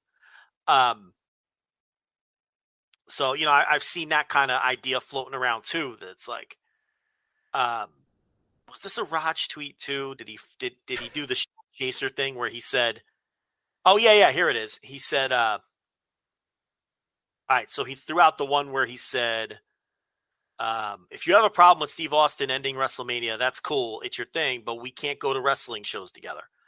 Look, I don't have a problem with Steve Austin. Problem with it. I'm just not excited about it. Yeah. That's not a problem. I mean, I know he's not talking to us directly. And then he followed it up after some banter with someone said, Kevin Owens went from doing nothing for months to being one of the top guys for months to literally main eventing WrestleMania. That's what I care about. The fact he's doing it with a guy he grew up idolizing makes it better. That was a reply guy. And then Raj quote tweeted that and said, I would guess this is going to be the best moment of Kevin Owens' career, and he would attest to that. Just my guess. Look, that might be true. And that's great. But again, I don't know why that's still not going to compel me to care. No. Just like I didn't care WrestleMania 1 when they had Buddy Rogers go out there and beat the fuck out of Hulk Hogan. You know what I mean? It was stupid. I hated it then, and I hate it now. So, it's I was trying somebody brought that up earlier. I think I'm trying to think of the best comp for like WrestleMania 1. What would have happened? Like, what would the WrestleMania 1 main event be? The best, like, so we're talking 1985. So Stone Cold Steve Austin, the heyday 1998, right? I think that's I was so confused. I was like, that wasn't on my Coliseum. Yeah, like, I don't know. Mine was just Hulk Hogan and Mr. T, beating Roddy Piper, Orndorff with the Rogue Cast. And yeah, it was a good win for Hogan and T. But no, let's say 24 years ago was Austin's peak, right? Is that safe to say? If we say 1998 was his peak? Yeah, sure. Let's do that. So, okay. So if 1960. 1960. Yeah, 1961. So who's your WWF star in 19? I maybe added one. Did I add an extra W in there? I don't know if I did. Who's your Worldwide Wrestling Federation superstar in 1961 that's going to come out and beat the fuck out of Hulk Hogan? Is Bobo Brazil going to come out and work him over? Well, I don't think that company was even existing then, right? Did it? I think you nailed it. Like, it'd be Buddy Rudd. Like, Tony Marino is going to come out and work over. It's Tony Marino, everybody. Ludicrous. Johnny Berend is going to come out. It's absurd. Look, I can't argue. Absurd. But we're excited. Yeah. Hey, if you're not excited about, look, it's Stone Cold Steve Austin. I get it. I mean, look, but that's the thing is, like it's not even novel. Like, he's done this many times since he's retired. We've seen this before. It's not even like the return of Stone Cold after many, many years, and he's been to WrestleManias. He's been on Raw. I don't know. It's all right. Well, that's your main event night one, I guess. Good for Kevin Owens. Great. Thrilled for Kevin Owens. I'm really not. I don't care whether. Can I just be honest about it? I don't care whether Kevin Owens is happy. I don't really give a shit. Yeah, it doesn't affect me. Again, this is like the wrestlers are my friends thing. I don't care. I'm sure he's a nice guy. I don't know. I don't give a shit. Yeah, like, I'm not mad at him, but I'm also not like, well, I gotta respect the fact. Yeah, well, I don't like it, but he's fine with it, so I'm fine. Strange. And I'll watch it, and we'll see what they do, and he'll eat his stunner, and I don't know, we'll gear up for night 2. I don't know, but now to be fair, Ronda and Charlotte, that feud's not exactly setting the world on fire, and probably doesn't deserve the main event, right? Agreed. No, I agree. Yeah, it's not like, yeah, I'm with you. So, which is weird. Yeah, it again, this is a victim of their own, thing that they're doing. But yeah, it's pretty wild. It's I get it. So I get why the hottest thing. Then maybe you do end the show with it. Right. But that's just an indictment of the company. Exactly. Yeah, that's like if this were a hot company. If this were a hot company running their biggest show of the year with all of their hottest angles and matches, You'd open the show with Kevin Owens eating a stunner from Stone Cold Steve Austin. You know how I know that? They've done that before when they bring people back and they open WrestleMania with it, whether it's Hulk Hogan or, whatever. Didn't Stone Cold open a WrestleMania a few years ago? Yeah. Oh, yeah. Like, Joe, WrestleMania 30, he came out with Hogan and The Rock or whatever, and they did their little promo thing. Yeah. And then they got out of the way so the show could happen. And it's like, now we're closing. We're getting to the point where now we're not just bringing these people back. We're closing the show with them. Yeah. Because nothing else the is main hot events enough are, to hey, the real stars here. Cool. They can main event now. Yeah. So, wow. I don't know. All right, let's talk about this Bianca Becky thing. That's the only match I really have any care about. Well, I guess we got to talk about the Cody thing. Brock and Roman. Brock and Roman, Becky. Did you see Roman pop the rating for his quarter? I did. We so, were wrong. okay, so let me ask you a question. Why do his quarters never really do anything special on Fridays? Was it the novelty of him being on Raw, you think? Because there's some Fridays where he's in the biggest quarter. There's some Fridays where he's not. He never gets the kind of spike for a quarter, or hasn't in a long time, that he got on Monday. In fact, Sasha Banks had that kind of spike a couple weeks ago on SmackDown. But Roman doesn't seem to get that. But he came to Raw, and during that promo, now look, it was positioned on the show where they normally get a bump, but it went well above and beyond that bump. So he genuinely popped the quarter. Do you think that's just, okay, Roman on Raw is kind of did the brand split work for once? Is basically my question. Yeah, perhaps. It does. It is pretty interesting that did happen. Yeah, I don't know. Well, let's see if it's some sort of trend or something like that too. It's hard to say if it's just like a one-time deal or whatever. But no, I mean, it's significant. It's not nothing. If when he bombs in the quarters, we'll tell you. But yeah, he popped a good quarter, so good for him. Did you see today that Toxic Attraction popped a quarter on NXT last night? There you go. Hold on, I'll pull this up real quick. We won't spend a lot of time on this, but we always talk about how the Mandy Rose push didn't work. And I still would make that argument, obviously. But I thought this was interesting. Toxic Attraction, if you look at the graph, now it was top of the hour. But Brandon Thurston WrestleNomics, he does keep the trend line. And it was well above the typical rise that you get for a quarter hour. The Mandy Rose Toxic Attraction live promo. And then they did an angle, unless you want to credit Carmelo Hayes and Trick Williams having a promo in that quarter hour as well. But two interesting quarter hours this week. Roman on Raw and Toxic Attraction, top of the hour, popping a big quarter hour for NXT. But anyway, you may continue. So Bianca and Becky. So this is for the Raw Women's title. I don't know if you saw any of the build on Monday, but they're getting big into this hair cutting thing. It's been back and forth of pulling on hair, and now we're cutting hair. And on Raw, the go home angle of Raw is Bianca, the babyface, putting Becky in a sleeper hold and then cutting off a bunch of her hair. Well, my prediction was that they would cut Bianca Belair's hair within 6 months of her debut on the main roster. So I was wrong about that one. Right. But maybe they haven't been able. Yeah, I think we got to start that countdown clock, unfortunately. Wouldn't that be something if she loses to Becky in 9 seconds like a geek and then Becky cuts her hair? Let it play out, though. I mean, it could happen, right? You can't. It could, yeah. I'm not discounting. I mean, I don't know if it is going to happen. I don't know if it's but there's that lasting image of her holding up Becky's hair. I was just like, oh, that's not good. That's not good. I don't like the look of that. Like, very rarely does a babyface go into a show standing tall like that and then just go and beat Becky and win her title. You know what I mean? That's a lot that you're using. It's a lot of heat you're putting. You're doing where she cuts her hair and beats her for the title. Maybe, but I don't know. I'm a little worried. About that. So. You're, you have reason to be worried.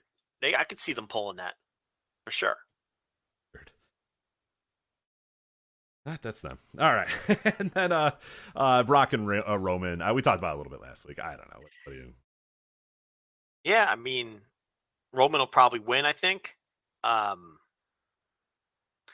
again, it is an impossible company to predict anything, and Vince right. we go back a couple years ago. Go back to the last Brock and Roman thing. We probably spent 30 minutes talking about that match and predicting how Roman and the beginning of the Roman thing, and then Brock just beat him. You know what I mean? So who knows? Vince really loves Brock, and he probably wins sometimes when he shouldn't. I like when he wins. Because I still think Brock, even after all this time, still feels special. And I also like that there's a Schadenfreude aspect to it, because I know a lot of WWE fans. It's the best. Yeah. We will be the last people on earth that still find Brock hilarious and great, because I actually do enjoy some aspects of Brock. I enjoy the colors he turns. I enjoy his sweating, and I enjoy the match style too, and I enjoy that everything kind of feels important and it feels like it has gravitas and all that sort of stuff. But I also enjoy it because then I go on Twitter and everyone's just like, God damn it, this guy sucks. I hate him so much.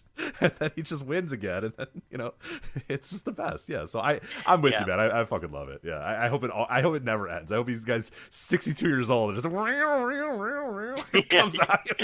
Yeah. And they're like, no, not again. Make it make sense. Why is he beating everybody again? It's like, yeah. I like that it works up their worst fans. I do enjoy that. It's the one match I think on the 2 days that I'm genuinely interested in. Yeah, I agree. I would agree. And it's the last one on the second day. It's gonna sit through a lot.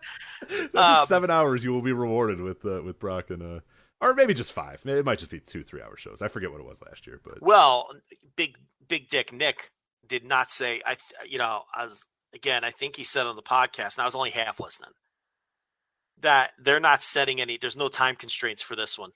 We're gonna tell our stories no matter how long it takes, and that's a scary proposition. So these shows might be egregiously long. I don't know. So we'll see. Didn't last year's WrestleMania, or was it, like you said, time is kind of just a concept at this point, but wasn't there a WrestleMania that just wouldn't end? Was that last year? No. Last year they had it was pretty good. Last year they had split it up into the two. It wasn't too bad. The COVID WrestleMania was fine as well. The one you're thinking of is probably 35. The year before that, 35 was the one in New Jersey. That we were there for Mania Weekend, then we all went home. Yeah, that one never fucking ended. I think you're right, because that's the one that ran late, and then nobody could get public transportation, and everyone got stranded. Yes. Cool. Yeah. Thanks. Yeah. East Rutherford's beautiful this time of year, so that's fine. I'm sure no problem. It's not beautiful at all ever any time of year, East Rutherford. It's literally a swamp, Rich. It's quite literally a swamp. It's a few stadiums and a swamp. Yeah, it's built on top of a swamp. Correct. Yeah. So I don't know. I'm afraid these shows are going to be super, super long. Only 7 matches though for each. So yeah, I don't know. I mean, but video packages, because everyone's watching for the first time. And just all the other assorted bullshit they do. Elaborate entrances. Isn't all the geeks are in the Battle Royal on SmackDown, right, on Friday? They are, yes. Let me get I have the list of geeks here if you'd like yes, I would to like see to this, because many of these geeks are among champions. They're Bush commodities. Yes. Former superstars. Oh crap! Did I lose the Geek Battle Royal? What's the? Oh man. No, is it on SmackDown? It's on SmackDown, right? On SmackDown, yeah. Yeah, that's what you said. Sorry. Let me. The Geek Battle Royal has been moved to SmackDown. They're calling it WrestleMania SmackDown. WrestleMania SmackDown. We had WrestleMania Raw. WrestleMania Backlash coming up very soon as well. Is there a WrestleMania NXT UK? Not that I know of. They won't even call. They hate NXT so much that they're not even going to let it be. Why can I not find the fucking list of people in this? Is there a WrestleMania NXT Level Up? Yeah. Do you know a couple weeks ago? Can't say no. Maybe.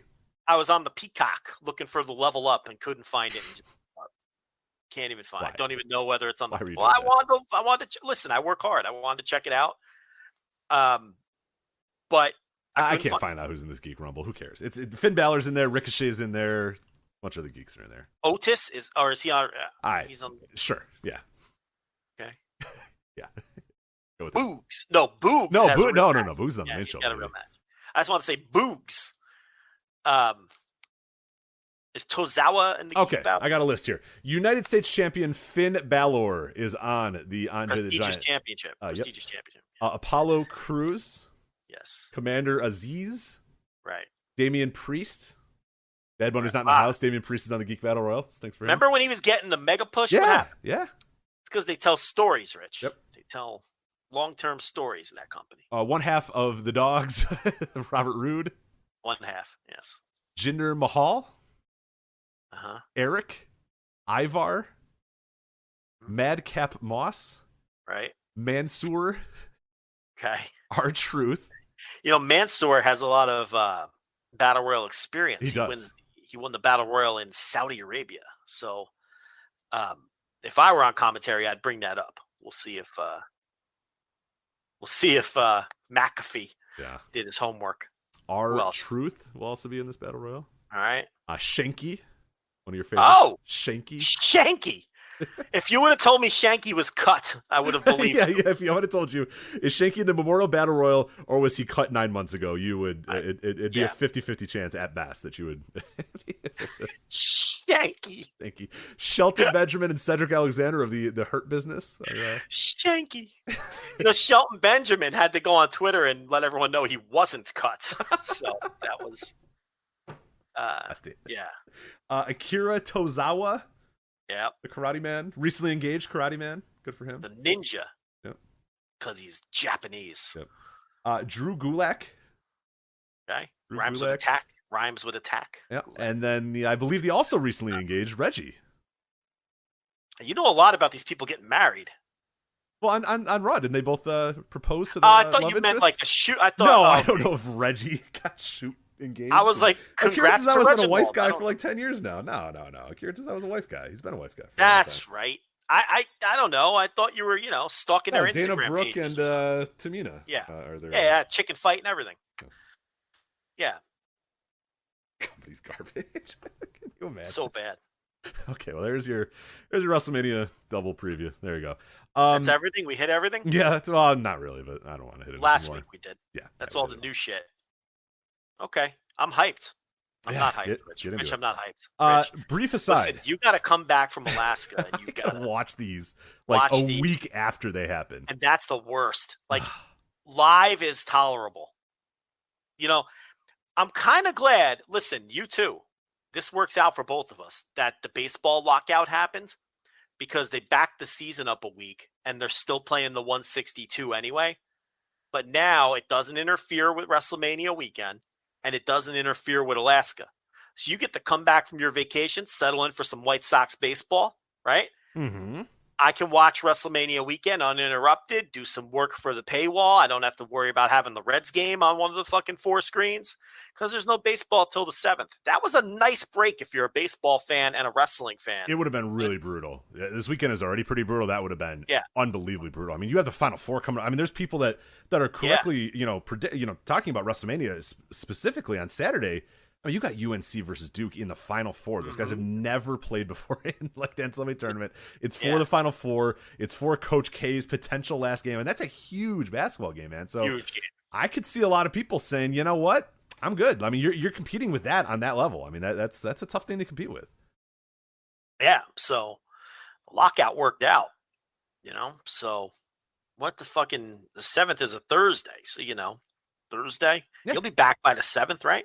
No, I'll still be gone, but Jesus Christ, how long are you in Alaska? I'm not that long. Well, actually, as we were doing this podcast, my flight got canceled, so I don't know, maybe never. So, alrighty. But my connecting flight did not get canceled, so this is going to be an interesting thing. Oh my god! Yeah, it's cool. I'm not leaving in 18 hours or anything like that. It's fine. Take your time, guys. Whatever. Why do you always have problems with things? I don't know. You always tell me, "Oh, Rich, it's fine. Oh, Rich, it's easy." And here you go. Here you go. You have all these problems. Look at this. I don't make these up. I try to do the simple thing. I try to waltz around and not check in and not bring my luggage and do all this sort of shit. And this is what happens, Joe. I never do connecting flights. I always am worried about connecting flights because I always am like, oh, I don't want to miss a connecting flight. I don't want to miss a connecting flight. Yeah. Finally, I said, you know what? Screw it. I'm not going to miss a connecting flight. It's never happened before. Why don't I... This is why I don't do things. This is why I get upset.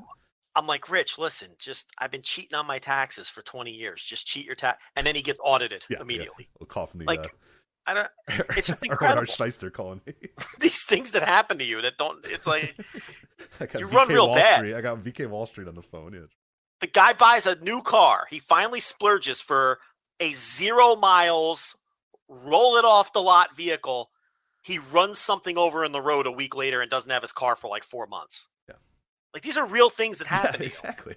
It's not a lie. I wish I were making them up for the show, but you know, it's really crazy. You run pretty bad. It's a good thing you're not a gambler.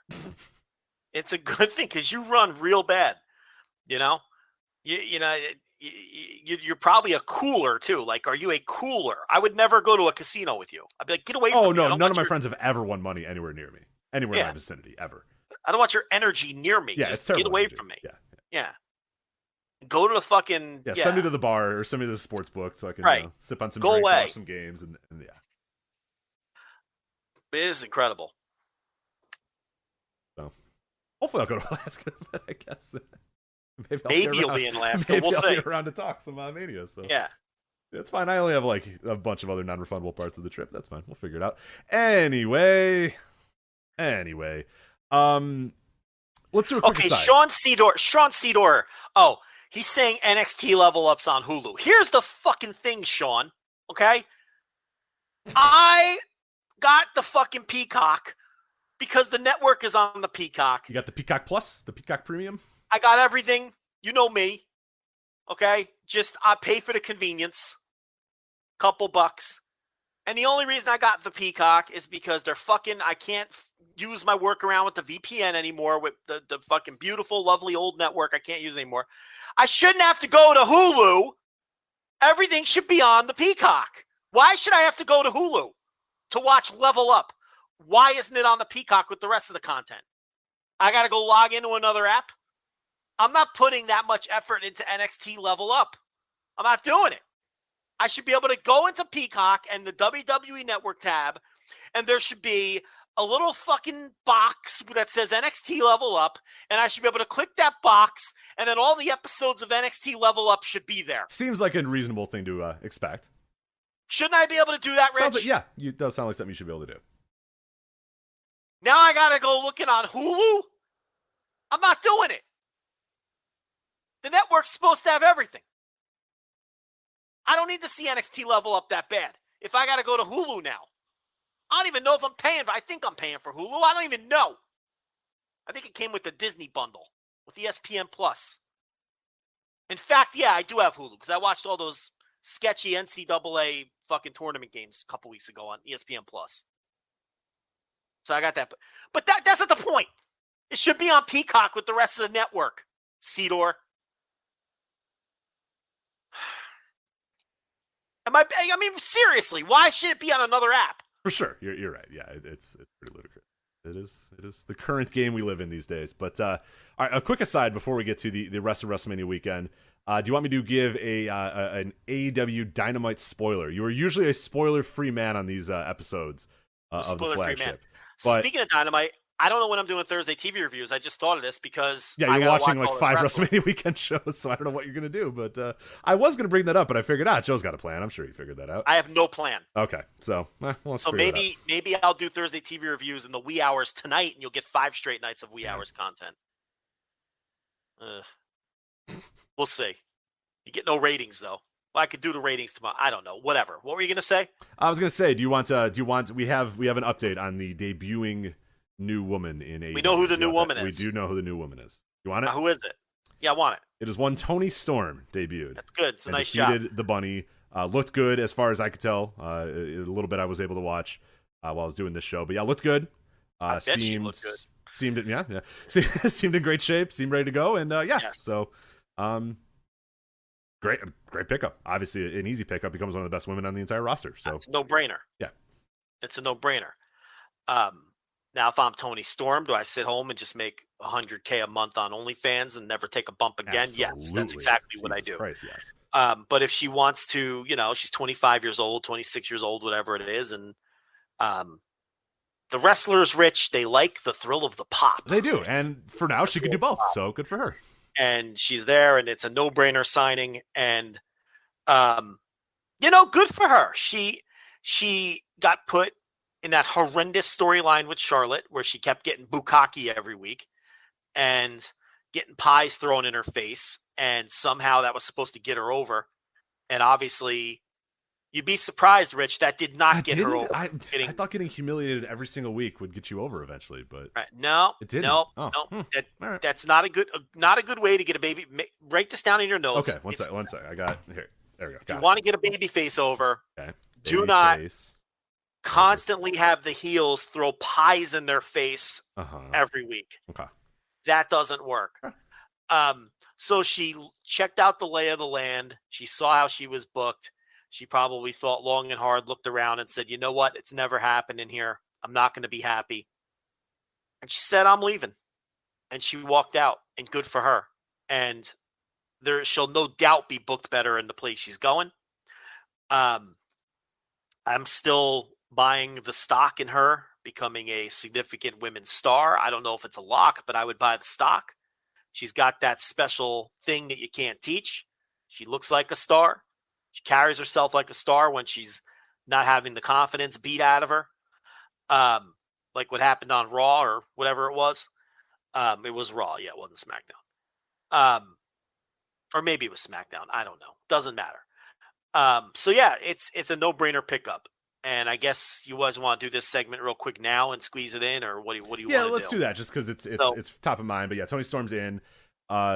Athena and Nixon Newell are the other two that we're not quite sure about just yet.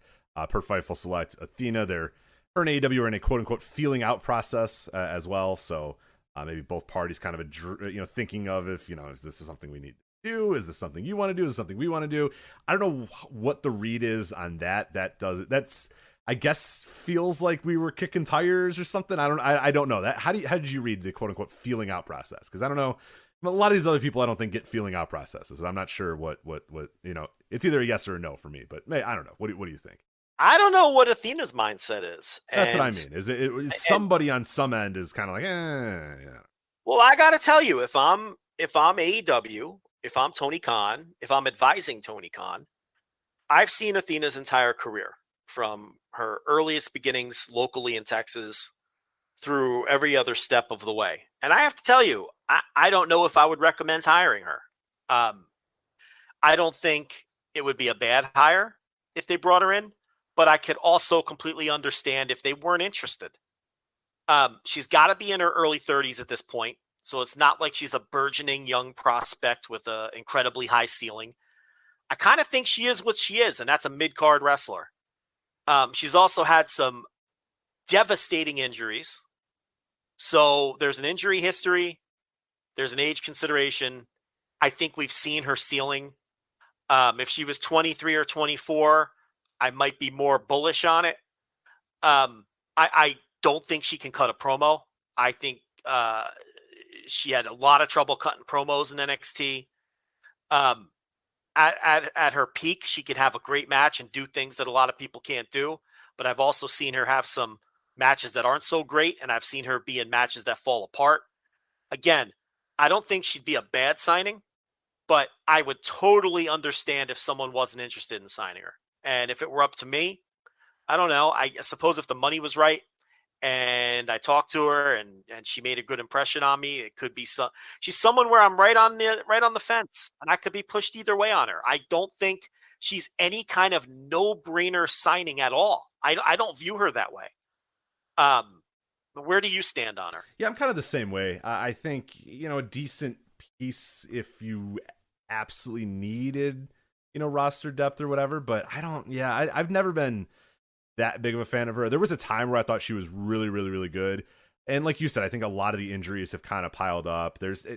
I don't know. It's not somebody that I think is an essential part. Like some people are like, I cannot believe, like, how could you not sign Athena if she's available? And I don't see it that way. I see it. Yeah. You reach out, you talk numbers, you talk, where are you at? Where's your head at? What kind of pusher you want? Like that sort of stuff I think is totally fair to kind of discuss with her. But yeah, I don't know that it's like a day one call that you have to call Athena and you have to hire her. Like Toni Storm, I do think, Toni Storm immediately adds to the roster, immediately offers something that they need on that in that roster. She's, as you said, 25. She's pretty damn good. She's marketable, all that sort of stuff. So I get that. And I think Athena's a good roster piece, but yeah, I don't know that I would be going nuts to make sure I sign her right away. It's just I think Toni Storm has way more upside. Oh yeah, always. Oh, and go back and listen to the show 5 years ago, and we'll tell you that. I mean, yeah, when we started, and it's not an either. Listen, I'm not even saying it's an either or thing. Oh no, you can sign them both. You can sign them both. Let me ask you this. Okay, if you had to choose, would you rather have Athena or Mia Yim? I think Mia Yim. I think I go with Mia Yim too. If you had to choose, would you rather have Athena or Nixon Newell? Now, similar injury concerns. That girl can't walk across a ring without blowing out a knee. She's had the worst luck with those knees. She's a little younger than Athena, but who would you rather have out of those two? I think I would rather have Athena right now, just because I don't know if Nixon's body can hold up to wrestle. Yeah, to wrestling. The thing with Nixon, and I guess we'll transition to her, is I know that Regal is incredibly high on her. So I kind of see that one as a lock, presuming she wants it. I think you're going to see her come in because I think Regal's probably pushing for it. I mean, he's been very public in his support. I don't know if you're aware of that. Oh, yeah. But even with tweets and things like that, he is a huge, huge fan. And I'll tell you, when she was coming up on the European indie scene, I was a huge, huge fan. I mean, she was just someone who, again, jumps off the screen as this could be a star. And her, she just, I mean, the injuries have just been, very similar to Athena, just devastating injuries at the worst times possible. But I think if you bring in Athena into AEW right now, is she leaps and bounds going to give you more than Ruby Soho, Mercedes Martinez, Jamie Hayter? And this is kind of their middle-class women's roster right now. And I'm not sure I'd push her ahead of any of those people. No, not really. Maybe Ruby, but I think Ruby's a better talker and is more charismatic. Ruby jumps off the page a little bit more. She does. Yeah. You can, get down to the in-ring and all that sort of stuff. But yeah, I just like the overall look and presentation. I think Ruby's got a little bit more going for her than Athena has. Yeah. And I'm not sure that if you bring in Toni Storm, she has an opportunity to, at some point, be a main event wrestler in the company. I don't think you could say the same for Athena. And I don't know if you could say that about Nixon anymore either, with her injury history. But I think you'll see her come in. And with Athena, I mean, I don't know. The Fightful report was kind of very wishy-washy about, from the AEW standpoint, maybe some minor feelers. I'm not stunned by that. I mean, I don't know. I'm not. I'd have more confidence in her if she was a better talker, for sure. That, her promos are just, I think that's a major, major detriment right now for her. So I don't know. We'll see. But that was that Fightful report that kind of made the news rounds on, I guess it was Tuesday. And I guess Toni Storm is in as of tonight. So that's a great signing. That one's the no-brainer of the three to me. Yeah, certainly. And that's someone who will leap ahead, presuming, she performs at the level we know she's capable of. She will leap ahead of a lot of the women on that roster almost immediately. So, she's not someone who I think will get caught kind of like if you bring in an Athena, I'm not sure she rises above some of those names I threw out there. You could throw in your Anna Jade, your Ty Contis as well into that group if you want, where, some of those people are going to eventually get over and some of them won't. And that's just how wrestling works. And I don't know that Athena is head and shoulders, above any of those people right now. Toni Storm, I think, has a higher ceiling than a lot of the people I've named and a higher ceiling than Athena. And I could totally understand why they made this deal and brought her in. Yeah, I'm right with you there. So there you go. I know you're mostly spoiler free. I will not tell you anything else that happened on Dynamite, but you did get the debut of Toni Storm. Pretty good match. The Dynamite lineup this week is tremendous, which means it's going to do like 790,000. Right, nobody will watch it. Everybody will say, "Wow, what a good show! This is going to do well," and then nobody's going to watch it, and it's going to 0.32 awful in the ratings. Yeah, then there's going to be a week that the lineup looks like absolute garbage. You're going to say, "Nah, this is going to be a bad one," and that's going to get 1.3 million or whatever. Yes, at a 0.4. Yeah, makes no sense. Ratings. That's always how. I don't understand either. All right. Change the way you age with M-Drive. Supplements for guys who refuse to let age beat them. More energy, more lean muscle. Here's hockey legend Jeremy Roenick talking about his M-Drive experience. I've taken a lot of different things throughout my life, but I think now I just turned 50 years old. M-Drive has really given me a really confident feeling 50. I will tell you, I'm still on the golf course, and I'm still playing with the young punks, and I'm still hitting it as far as the young guys, and I'm still beating the young guys. Your mind is going to work better. You're going to have more fun. Your workouts are going to be better. And M-Drive has just given me that confidence inside my body and inside my mind because I look better and I feel better. I don't feel 50. I don't act 50. For me, 50 is the new 30, and I'm looking to make it to 100. I just refuse to grow old. Energy, strength, drive. M-Drive. Supplements for driven men. Go to mdriveformen.com. Use code POD20 for 20% off your first purchase. Don't let age beat you. Visit mdriveformen.com. What do we got next? All right, so you ready to get back into a WrestleMania weekend now? There's a few different ways we can do this. I have a game for you, Joe. Oh, we can. Do you want to play the game now? Are you ready for the game now? You got a game, I have a game. You know what? You're going to get it. Okay. There's theme music in the background that people can hear. It is the classic Who Wants to Be a Millionaire theme music in the background, all right? I can't hear the theme music. Well, imagine in your head. You've seen Who Wants to Be a Millionaire, right? I want to hear theme music. Why don't I get the theme music? It's just impossible, huh? No, I guess you do it, but you do it on your phone. I got a professional operation here. Subtly in the background. Well, Rich, that's the charm. I'm the fly by the seat of the pants guy. Yeah, you're lo-fi Joe over there. So yeah, people understand that. That's part of the gimmick. That And what do you mean on my phone? That's a professional soundboard I use for the I don't know what you're. Is it actually your phone? I've always wondered if it's your phone. It's your phone. Is there just is there a video that's like 9 hours of the match game song or whatever? This you mean? Now there's two songs playing at once. This is awful radio. Don't ruin my radio. Okay. Yes, there's a YouTube video with 11 hours. 11 hours. Incredible. Yeah. Love it. All right, so this is 20 minutes, but I have it on repeat, so we'll get a few minutes out of this. All right. Every year, Joe, we make somebody mad with our WrestleMania weekend games. One year, we raised the ire of the men in charge of absolute intense wrestling by making fun of one of their WrestleMania weekend cards. We've had wrestlers upset at us. We've had promoters who are upset at us. We've had fans upset at us. We've had everybody upset at us. The tradition must continue here. With this year's WrestleMania weekend game, Joe, I have 20 different names here, okay? 20 different names of wrestlers. 10 of these wrestlers are real wrestlers that are wrestling on WrestleMania weekend this year, coming up in a couple days. The other 10, and the inspiration for this was Fred Moreland, who writes for our website, Flagrant Wrestling, on Twitter. We are going to use 10 names from the Cornellverse. Are you aware of the Cornellverse at all? No. This is from a game that I'm sure you played many hours of. Total Elite Wrestling, the wrestling simulator game. One of your favorites, okay. I'm sure. It is the fake universe of wrestlers. So, they ship the game. It's not allowed to have the real wrestlers in it, off the bat if you're charging for it. So you have to use fake wrestlers at first until you just immediately download a real roster thing. But people started they started enjoying the Cornellverse and started using it and saying, hey, you know what? I'm going to use some of these people. I'm going to use some of these wrestlers. I'm going to So it became kind of a thing where they kind of took on a life of their own, these Cornellverse wrestlers. So I have 10 wrestlers from the Cornellverse, 10 wrestlers that are actually wrestling on WrestleMania weekend this weekend. So I'm going to ask you, Joe, I'm going to say the name, and I need you to tell me, is this a real wrestler or a fake wrestler? Okay? Can you do that? Got it. Yes. Right. So if I were to say Shanky, you would say? Real. And you'd be correct. Okay?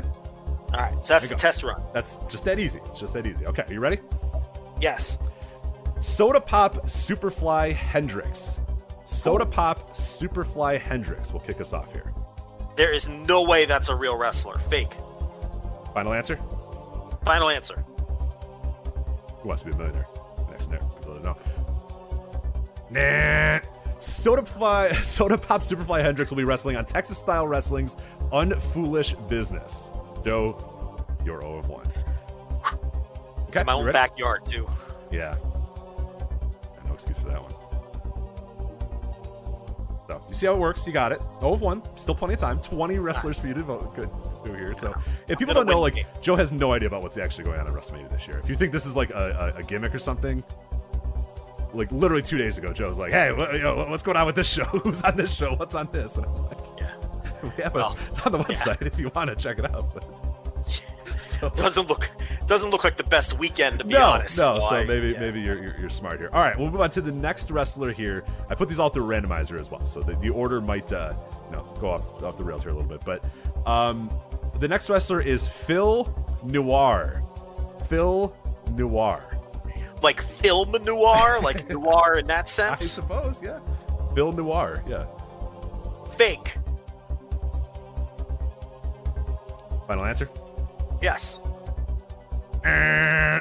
Phil Noir will be wrestling on Insane Hardcore Wrestling's Extreme Combat, as well as Turning Point Turmoil Roughhouse. Phil Noir, and yes, the gimmick is that he's like his picture in all the match graphics is in black and white. I kind of like it. I actually kind of think I like Phil Noir. It actually looks pretty clever. So, is he a private dick? Yes. I hope he is. I've never seen Phil Noir ever, but I'm excited in checking out some Phil Noir. I don't know if he can wrestle. I don't know if the gimmick's actually funny or not, but I'm excited about checking out some Phil Noir. So, okay. Is he going to ask a question to a sultry redhead in a tight right. dress? You got to tell me what I want to hear or what? And she's going to take a drag from her cigarette and she's going to say, "What's it to you?" Right? Is that what? Who wants to know? Yeah. Yeah. It depends who's asking. I love this character. I can't wait. Yeah. Phil Noir. Incredible. Good for him. All right. You ready for the next one? You are 0 of 2. Still plenty of time to get on the board, though, here. All right.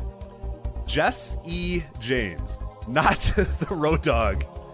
Not Brian Armstrong. Okay. Right. Not the dog. Not whatever the hell they called him in TNA. One of the 3 live crew members. No, this is Jess E.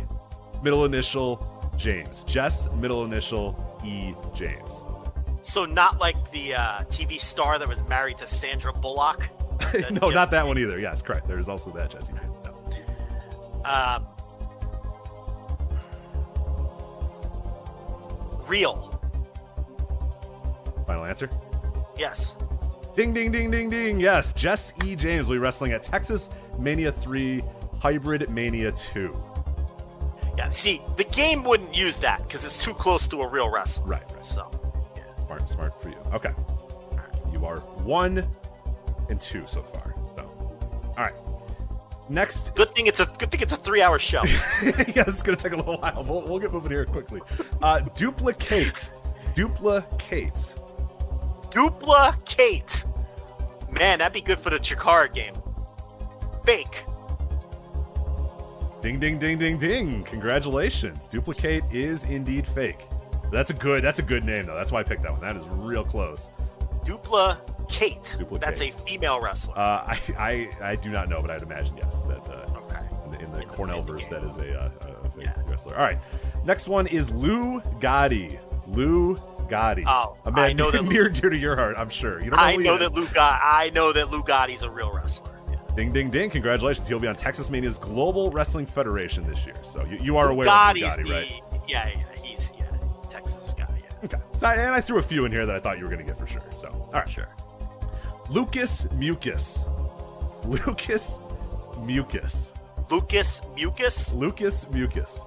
That is a garbage pail kid. Lucas Mucus. Are you old enough for Garbage Pail Kids? Only slightly. I am aware of them, but I don't think I ever actually watched the Garbage Pail Kids. Fake. Ding, ding, ding, ding, ding. You're on a little bit of a streak here. Lucas Mucus is indeed fake. So you are now 4 and 2 here. You're. Can I walk you through my mindset? Yeah, go ahead. What do you got? I don't know anything about TEW, but now I kind of have a feel for how they name their wrestlers. Okay. So I'm kind of, yeah. So now I'm getting confident. Okay, all right. Mr. Lucha the Third. A lot of lucha shows. A lot of lucha shows. Shows. We're in Texas. There's lucha guys all over by the border. I'm going to say that's a real wrestler. Mr. Lucha is from the Cornell verse. Good. Does the Cornell verse have a Mr. Lucha the first and second as well? I do not know. I will have to, I'll have to ask Fred. Team? I'll have to ask Fred, or if there's an astute TEW person in the chat room right now. Well, one of these dorks in the chat room surely knows. So yeah, let us know if there is a Lucha, Mr. Lucha 1 and Mr. Lucha 2. So I love how I refer to our most loyal and highest paying customers as dorks, as a bunch of who are dorks listening to us while Dynamite's going on. Or well, Dynamite's over now, yes. So they have no excuse. But anyway, okay. So you are that is 4 and 3 with a few more left to go here. Funny Bone. Funny Bone's a real wrestler. Funny Bone is indeed a real wrestler. Turning Point, Turmoil Roughhouse, and Dark Arts Entertainment, and full-blown pro wrestling's Ghouls Night Out. You should have done this with wrestling shows this weekend. I'd have an equally difficult time. I told you, yeah. You're Ghouls just saying Night Out. Ghouls Night Out, Joe. What can you tell me about Ghouls Night Out? You're just saying word soup. These are not even like, what is this? These are just words. Rob Love. You know, that could be a real wrestler. But it could also be a very low effort fake wrestler. So I'm gonna go with that's a fake wrestler. Rob Love will be at Texas Mania River City Wrestling this weekend. So you are a low effort real wrestler. Effort real wrestler, yes. Rob Love. All right. I'm sure he has hearts somewhere on his gear. Yeah, Rob Love. Yeah, maybe a pair of sunglasses. What's his theme music? Right? Yeah, what's his theme music? Yeah. He comes to the ring with a valet who's also his real life girlfriend, right? Yeah, for sure. It's like totally that kind of guy, you know. And yeah, that's what Rob Love is all about. Rob Love. All right. Circumsexy. Oh well, you know what? I don't think the game would get risque like that with a play on words about circumcision. So I'm gonna say that's probably a real wrestler. You would be correct. Turning Point Turmoil Roughhouse is a lot from Turning Point Turmoil Roughhouse. I will say that. I think that's the end of Turning Point Roughhouse. But yeah, there's been plenty from there so far. All right, Max Heights.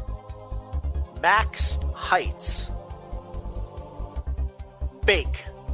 Max Heights will be at Texas Mania 3, New Texas Pro, Cowboys from Hell, and also on the Iconic Heroes Wrestling Excellence Old School Hustle show. So you are incorrect.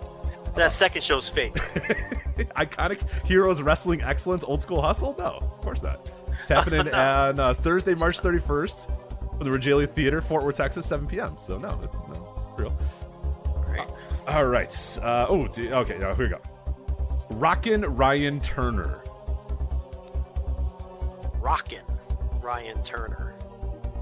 Fake. Ding, ding, ding, ding, ding. Yes, indeed, Rockin' Ryan Turner is fake. Update in the chat room. Matthew Allen says, yes, there are 2 other Mr. Luchas in TEW. So thank you, you dork, Matthew Allen, for doing that. Rockin' Ryan Turner sounds like a guy who would get a push. Yeah, he would. Yeah, for sure. Nice haircut. Nice tight haircut. You know what I mean? Good tan. Yeah. Good body. Yeah. All right. Mark Smart. Yeah, I think he was on 605 with Mike Jackson. So. Fake. Ding, ding, ding, ding, ding. And then, indeed, Mark Smart. That's a little too on the nose, you know what I mean? Which is, well, I guess, no, nothing is too on the nose in this current wrestling landscape, but Mark Smart. Mark Smart. That's like, yeah. I gotta be winning here, right? I'm winning. You are 1, 2, 3, 4, 5, 6, 7. Oh, wait, one second. I think I might have missed one. You are 7 and 5. So you were doing well. A few more left to go here. All right, you ready for this one? Yeah. Atom Smasher. Smasher. Fake. In the game, that's like a Demolition Road Warrior kind of character. I could see it now. That's a fake wrestler. There you go. You are indeed correct. Atom Smasher is a fake wrestler. That also could have worked in Chikara. The problem is Chikara's not around anymore. So a few of these are definitely getting, like, Atom Smasher would absolutely be a part of the destruction. What was the name of the the Destruction guys, Blast McMassive, and what were they called? Blaster McMassive and one of them got canceled. I forget which one. And they all get canceled. Or maybe they all did. Thomas, the Devastation Corporation. Devastation Incorporated. That's it. Yeah. Which one got canceled? I don't know, Okay. but they were. Thomas Sharp was one of them, and Blaster McMass. Did you say Blaster McMassive? Yeah, I forget what the two of them were. Yeah, I don't know. Anyway, all right, a few more left to go here. Mark Carney. Oh, come on. Fake. You are indeed correct. That's an easy one. That Mark Carney was a layup, so you got lucky there. All right, Horton Tag Ravenwood. team partner of Mark Smart. Yeah, Mark Smart, Mark Carney. Yeah, Mark Carney. Yeah, that's a good one. These are good ones. I like this one. Horton Ravenwood. That sounds so stupid that I'm going to say it's real. That is unfortunately a TEW name. You are right though. Horton Ravenwood would be on like one of those the Leapfrog or whatever they have to rebrand as now. Yeah, you know what I mean? Like, yeah. Horton Ravenwood. It's like Yeah. What are they called now? They have a name. Don't say anything else. Just let's drop it. Don't say anything. Machinko. Oh, she's real. Final answer? Yeah. Yeah, you're correct. Machinko will be on Dark Arts Entertainment and Full Blown Pro Wrestling's Ghouls Night Out, as well as Zello Pro. So, okay. Yeah, Machinko, she, I'll tell you off air. Okay. Let me see. You are 11-6, so you will leave with a winning record, no matter what. So this is all, you're just playing for, playing a run up the score now. 3 more left to go. You ready? Yeah. Theodore J. Liftington. Oh, that's fake. Theodore J. Liftington. Final answer? Oh, come on. He will be wrestling on the This Is Manly show. Now you're going to say, that can't be a real show. This Is Manly, Saturday, April 2nd, 7:30 p.m. from the Tulips, Fort Worth in Fort Worth, Texas. I don't know if Theodore J. Liftington is somebody else. Like, I don't know if it's we're doing like a I'm not sure. You know what I mean? Like, I don't know if we're doing a Kaiju Big Battle thing where, they're doing gimmicks. Like, yeah, I don't know. I don't know if this is actually a real person or not. Theodore J. Liftington. Okay. Yeah. 2 left to go. You're gonna win no matter what, but how much you're gonna win, we'll find out here. Bear Bukowski.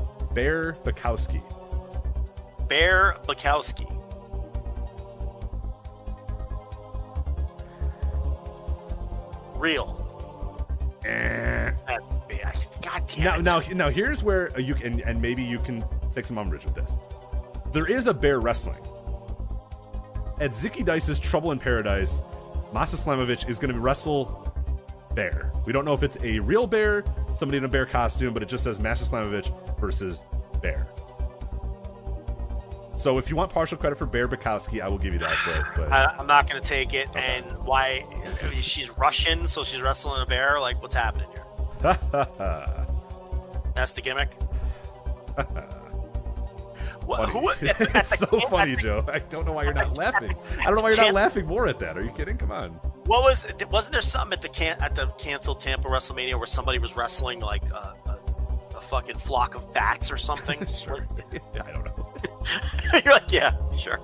Yeah, that happened, Probably. Joe. Sure. Probably. All right, so this is the final wrestler. Final question here. You are, what are you, 11-8? So, God, you're pretty close here at the end. I'm a winner. You're a winner no matter what. A winner is a winner, but yeah. Shooting Star Perez. Shooting Star Perez. This is a freebie anyway. I'm gonna say real. Cornell verse for Shooting Star Perez. So just to recap, the real wrestlers this weekend are Soda Pop, Superfly Hendricks, Max Heights, Phil Noir, Rob Love, Theodore J. Liftington, Circumsexy, Funny Bone, Jess E. James, Lou Gotti, and Machinko. Thank you, Joe, for playing. Machiko. There's no N. Oh, I'm sorry. Machiko. Yeah. She wrestled Britt Baker on Dark a couple years ago, Machiko, and I could not believe they used her. I guess I'll just leave it at that. But yeah, that's a Texas wrestler. She used to hang out with Teddy Hart, Rich. Oh. Machiko. Yeah. Say no more. Okay. former Teddy Hart valet, Machiko. Former cat handler, Machiko. Oh, you know what? I wonder if was this the? Yeah, I think I've. Yeah. Okay. Yeah. You go with anyway. Okay, let's move on. So, anyway, yeah. Okay. So that's WrestleMania weekend. That was some of the wrestlers on WrestleMania weekend, Joe. Now the time everybody's been waiting for. Do you have a path of glory this year? Are you ready? Are you prepared to give the Joe Lanza path of glory? Everybody wants it. Everybody needs it. It's a tough go this year, but I think you can do it. I can help lead you through it if you want, because sometimes you don't come in with it ready to go. You know what I mean? You come in and you need me to kind of list off the shows and list off where to go. I can do that again. I have them all here. I've done them. I know them like the back of my hand, unfortunately. Do you have a prepared path of glory, or do you want me to read the shows and you can give me a path of glory? My path of glory is don't go to any of this shit. No.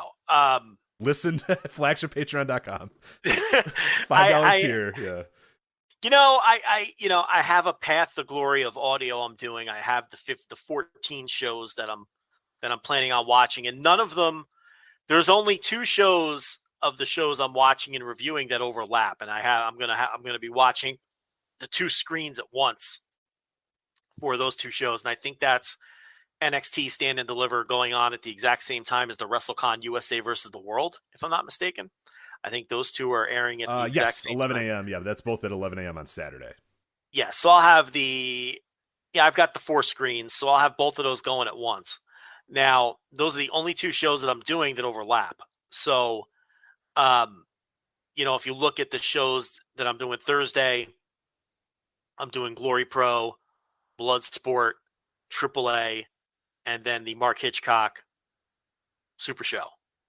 Friday, I'm doing Jersey Championship Wrestling versus LA Fights, For the Culture, New Japan, Ring of Honor, and Impact. And then Saturday, NXT, USA versus the World, Texas Mania 3, the Gulf Coast Wrestling Alliance show, and then WrestleMania, and then Sunday WrestleMania. So if you follow that path, and that's on the Patreon, that whole schedule, there will only be 2 shows that go head-to-head, and that's NXT and WrestleCon. I picked all those shows. Now, when I picked those shows, I did try to make sure I mixed in some variety, got some shows from all of the different venues and those sorts of things. So I didn't necessarily pick what I thought were maybe the very best shows. Plus, there's a lot of shows that aren't airing anywhere that I couldn't choose even if I wanted to. So if I were to pick a true path to glory, it might differ a bit from the shows that I'm watching for the reviews. And in the past, a lot of your paths have been, if you're going there live as well. Yeah. Is an important factor then. You might be able to help. That is the factor, yeah. Yeah, and you might be able to help a little bit with, like, in terms of knowing how far these things are and how to get to these things or whatever. So I guess, do you want me to run you through the days and you can kind of, take a note or say, okay, that show, yeah, that show, no, type of thing. And we can come up with the, if you're attending it live, your glory. Yeah, I'm looking at it now. I've got the schedule up. I think Thursday, there's a standalone show at 11 a.m. That's Glory Pro, so that's easy. Yeah, if you're there at 11, that's your show. Bloodsport's a standalone show. Again, that's easy. So you go to that. Assuming travel isn't an issue, that 5 o'clock window, you got to go to AAA. You have to. Got it. That's an easy one too. Then the next window, I think you skip MLW. See, I think you skip anything that's MLW because it airs on TV at some point later. So I don't think you really need. They're just TV tapings. So from that standpoint, I think you don't worry about MLW on either of the days. What I would pick in that next window, that like 7 o'clock. See, you could go to something at 7, but then see, I think This is dinner time. I think, yeah, because I would go to the Mark Hitchcock Memorial Show at 9. Mm-hmm. I would pick that over Janela Spring Break. I would pick that over Control Your Narrative and everything else that's happening. I would pick it over MLW. Over Ghouls Night Out? Over Dark Arts Entertainment and Full Blown Pro Wrestling's Ghouls Night Out? Are you sure? As much as I like Machiko, I would have to go with the Mark Hitchcock Memorial Show. The reason I picked that over Janela Spring Break would be because The spring break was a fun novelty and diversion the first couple of years.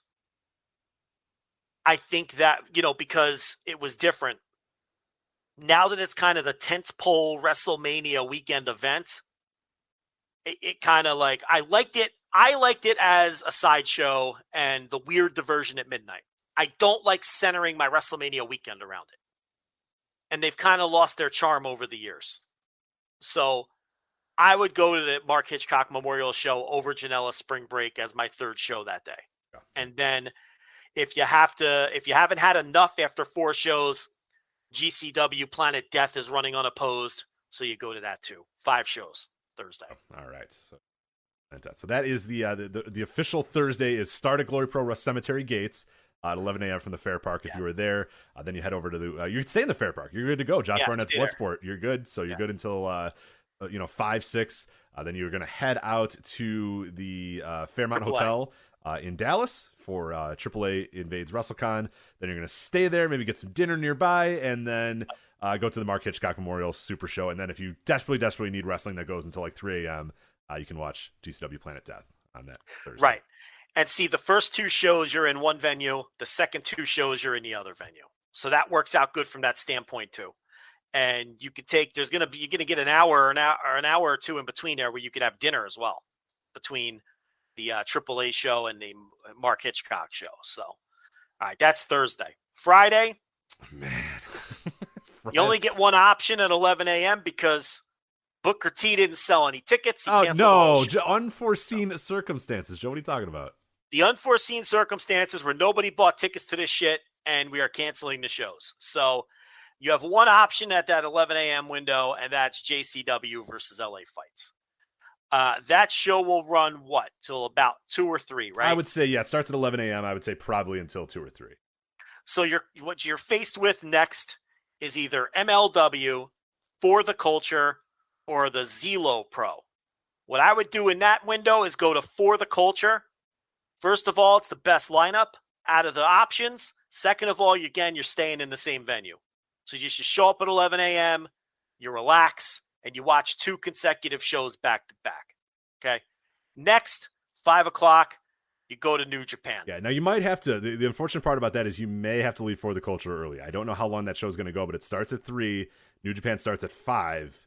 Yeah. You might have to, you do some watch clocking, do some clock watching, look at the Google Maps, kind of assess how long it's going to take you, and you might have to bail. New Japan is one of the shows that you must see if you're going to this weekend. I don't think you have any excuse to miss New Japan. So if you have to leave For the Culture a little early, you do it and you make your way over and you go to New Japan. This is where you're presented with the first major problem of the weekend, though, because the 2 shows that I would not want to miss, period, the only 2 are New Japan and Ring of Honor, and they're only 2 hours apart.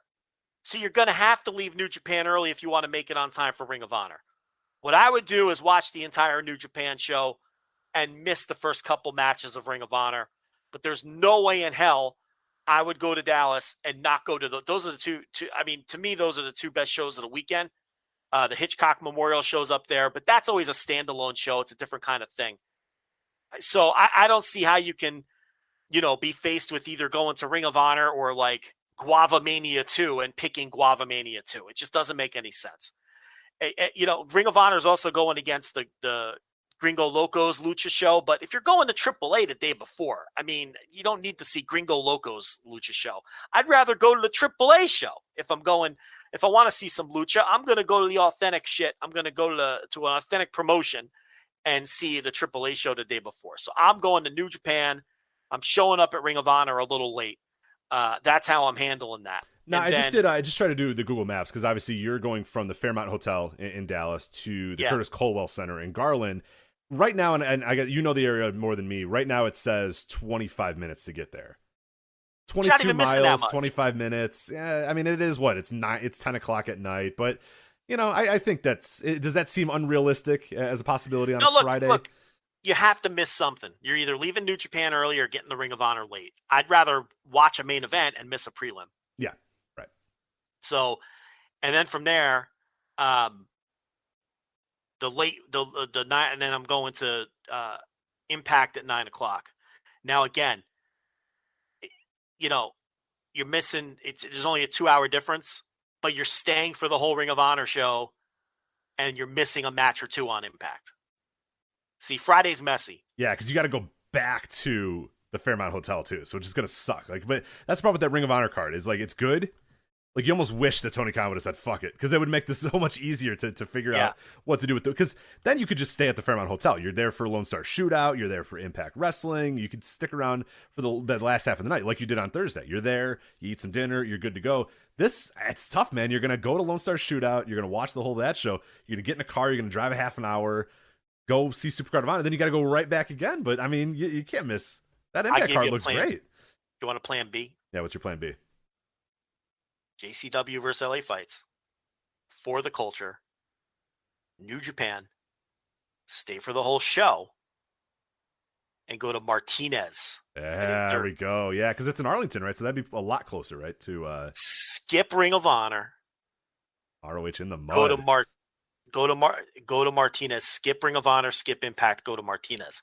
The only reason I don't pick Martinez in this scenario is because it starts an hour and a half after ROH. I'm not leaving ROH that early if I'm leaving early at all. So they get squeezed out. I mean, if it were up to me, New Japan, ROH, and Martinez would be nowhere near each other on the schedule, and I'd go to all three of them. Oh, yeah. They'd be on 3 different days if I could, or they'd be split among 6 different hours or whatever. Yeah, that's how I would do it, but it sucks. So that sucks. Yeah. Friday, you really get screwed. And what sucks the worst is what we're about to talk about. There's like nothing on Saturday. It'd be really nice if one of those shows that we just talked about were on Saturday instead of Friday. Because Friday's packed and Saturday. So let's talk about Saturday. Yeah. So Friday, you've offered a few different scenarios here. You have JCW LA fights for the culture, Lone Star Shootout, drive all the way to Supercard of Honor, miss a little bit of Supercard of Honor, but that's okay. Yeah. And then miss a little bit of Impact coming back for Supercard of Honor. Alternative is same stuff, New Japan Superstar Shootout. Stick through all of that show, head over to Martinez Entertainment, and that's your night then. And then go to Janela at midnight if you want. Oh, right. That'd be plan B. Okay, so then Saturday, okay, your early window, you're faced with NXT Stand and Deliver, Effie's Big Gay Brunch, and WrestleCon USA versus the World, and River City Wrestling. You've seen a lot of WrestleCon by now. You know what, though? I'd still go to the USA versus the World. I cannot endorse going to NXT 2.0. No, I can't do it. I thought about it, but I can't. You're going to have more fun at USA versus the World. So this is where it gets tricky because now you can sightsee. You got a little time to sightsee, I guess. So. If you've never been to Dallas, if you want to see where JFK got shot, okay, this is the time to do it. But if you're going to a wrestling show, let me tell you something. That Gulf Coast wrestling show is a very underrated card. That's and that's why I'm watching that for the reviews. That's a nice looking card, that Gulf Coast wrestling show. You never heard of the promotion, and you'll never watch another one of their shows again unless you live down here. But, if you're going to Dallas specifically for wrestling, that'd be what I'd pick in this window. Yeah, I'm not going to whatever sore pro wrestling is. Yeah. I think honestly, this is a cool window to just post up at Texas Mania. Just chill here for a little while. Well, because I'm not going to Mission Pro Bangers only. No, that card stinks. I'm not going to that. I'm not going to Rampage Wrestling. Okay, I'm going to that Gulf Coast show. That's what I'm doing in that spot. And so that runs till what, about 6 or 7. So your next window is starting at 7. Yeah. And assuming you're not going to WrestleMania, this isn't very tempting. You've got Unsanctioned Pro. This is Manly, no chance. Lucha Maniacs. I don't know. Maniacs has some okay stuff, but yeah. Metroplex, whatever that is. You know what? You're right. I might post up at the Texas venue and just stick around for Inspire. but there's a show in between, that hybrid, whatever that is. Mm-hmm. So if you're sticking around for Inspire and you don't want to bounce around venues because nothing looks too tempting anyway, why don't you just, like you said, post up at the Texas place, go to the Gulf Coast show, go to hybrid, go to Inspire, or go to the Gulf Coast show, go get dinner, come back to the venue for the Inspire show. Because there's really nothing else. That is a bad window in between the Gulf Coast show and Inspire. There's like nothing. Yeah, I'm honestly just sticking at Texas Mania. Assuming you're not going to WrestleMania. So yeah. I think I'm just sticking at Texas Mania. When you factor in that it's nice to stay at one venue for a couple shows in a row when you're carving out these paths, because the day before you're driving back and forth to go to all these shows. This one, I think I agree with you. You post up there after the WrestleCon show, you go over to the Texas venue, and either stay for all three or watch two of them and go get a meal. But that's where I'm going. And then if you must do a midnight show, again, stay there. You're good. There's one there too. Mm-hmm. So yeah, New Texas Pro, Cowboys from Hell. So yeah, I think that if I were going, that's definitely my path, is USA versus the world, and I'm just chilling at St. Jude Hall for the rest of the day. So.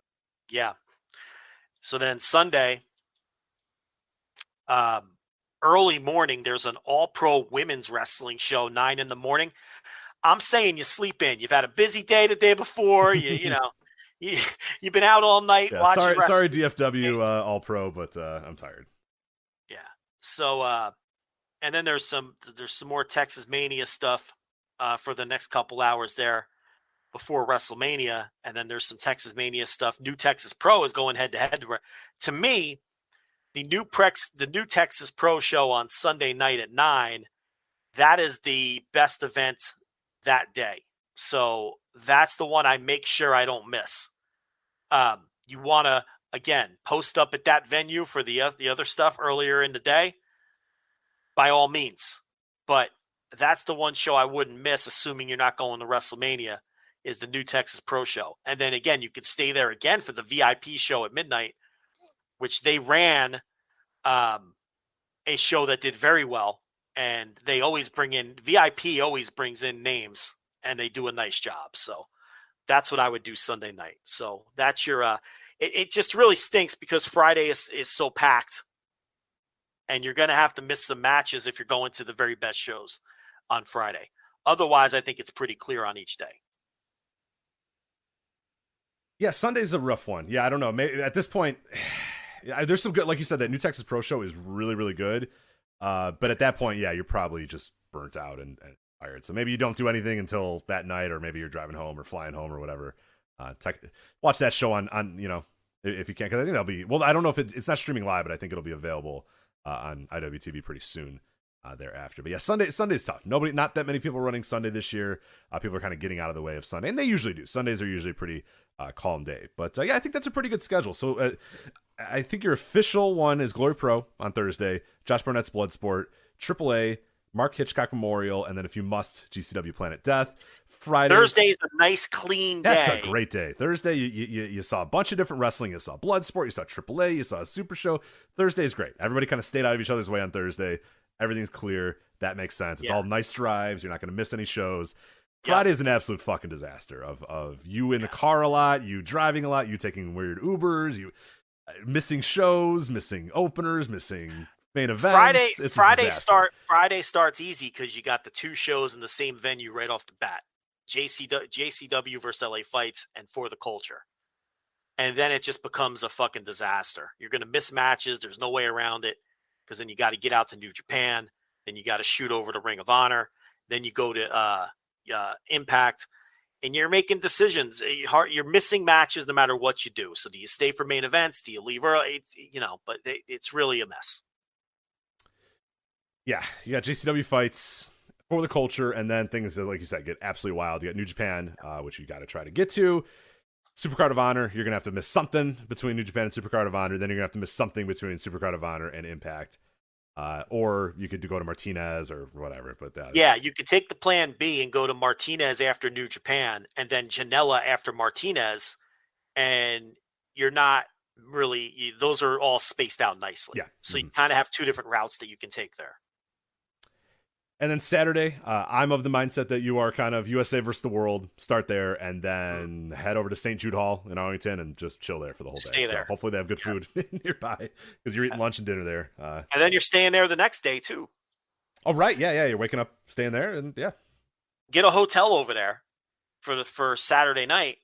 That's what you do. You get a hotel over there for Saturday night because you're staying there basically half of Saturday and all of Sunday.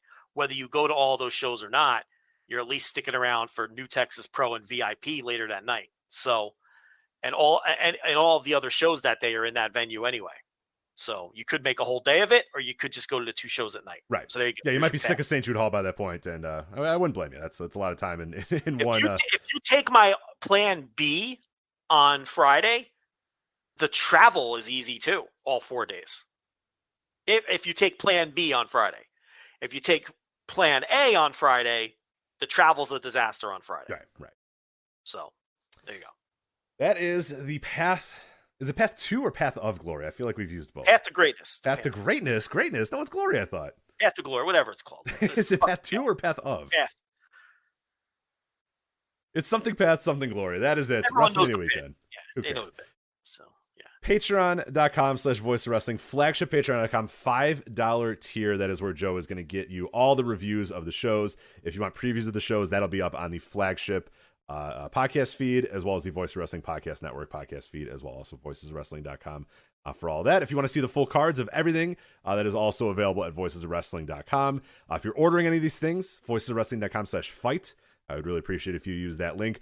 Or you can just go to our preview, and every link to order everything is right there. There's an embed. If you want to just click one button that says buy, you can buy the entire packages. WrestleCon is doing a package of the Fight Fest thing. Collective is doing a package as well, or individual shows. There's also some stuff on the Title Match Network as well. I forget what shows. There's a few, I think Lucha Maniacs and a few of the other random shows are on there. But the ones that really matter are all in the Collective and the WrestleCon bundle. But yeah, should be... there's a lot of junk in this weekend, but there's a lot of really good shows and a lot of really good stuff there. I mean, that schedule that you have right there laid out, you're going to see a lot of really good wrestling and a lot of great matches as well. So, yeah, it's a junky weekend because it's, it's still WrestleMania weekend, but you got New Japan there. I think Impact brought their best WrestleMania weekend show they've ever brought this weekend. Did, and that's the reason I would pick them. Yeah, they deserve it. On one of those paths because they put together a good show. And, so, yeah, for sure. It just, man, I wish they weren't running the same time as Martinez. Mm-hmm. That's a shit because I can strongly recommend the Martinez Lucha shows to anybody listening. You're guaranteed to have a great time, and they have some great names coming to that show. So, and then some the ROH show I think looks pretty fun. There's the added surprise. Tony's kind of said, hey, make sure you stick out to the end.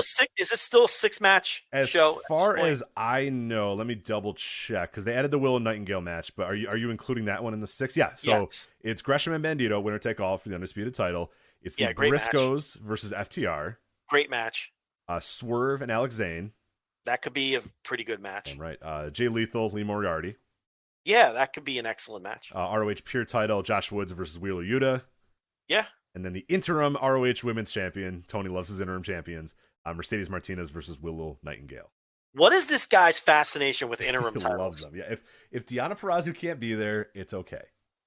Yeah. No one's going to get upset. It's not 1983. No one's going to care if you say Deonna Purrazzo, you're not her champion anymore. Sorry, it's Mercedes Martinez or Willow Nightingale. Or she's just not on this show. Who cares? I mean, why can't you just do Willow Nightingale versus Mercedes Martinez? Winner faces Deonna Purrazzo next time she's available. Number one contender. Right. Or just a match. Or a number one contender match. Why the fascination with interim titles that just muck everything up and confuse it? Like, that's he not... He is a child of WCW in Mid-South, though, so you know what I mean? That's not selling one extra ticket to make it for an interim title. Okay, not one extra ticket. So I don't understand it. I didn't like it with the TNT title. I don't like it now. Interim titles are dumb. Either strip the champion or don't. That's it. It caused a lot of issues. Like this winner take all. I mean, we've now had how long of a weird thing with Bandito and Gresham just because of that same issue, because of the confusion. Finally, you're going to end it here, and then you're going to start another one in the women's side. So I don't know. It's very strange. It's a number one contender match. Why do we have to make a fake belt? No one's going to get upset. No one will get upset if that match ends. And instead of Mercedes Martinez, winning a weird title, she'll just be the number one contender and probably win the title anyway. We all know that she's probably going to win it anyway. It's like, he must know that he's going to book Deonna at some point. Yeah. So, because if he didn't, this would be for the title. Because you wouldn't do an interim title because you're never going to have a unification match. I would love to say that. He loves interim titles, though, so I don't know. If you know you're booking Deonna at some point, that makes even more sense to just make this a number one contender match. Because you're obviously planning on doing the winner versus Deonna.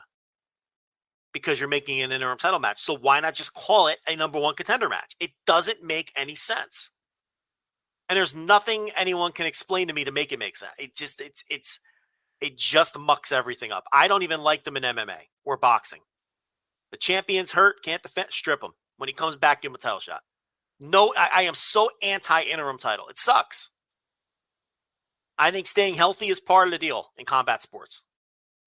So I don't know. I hate it, especially in wrestling where it's all worked anyway. There's no need at all. You can at least make the argument for real sports. You can't even make the argument in wrestling that it's useful or beneficial.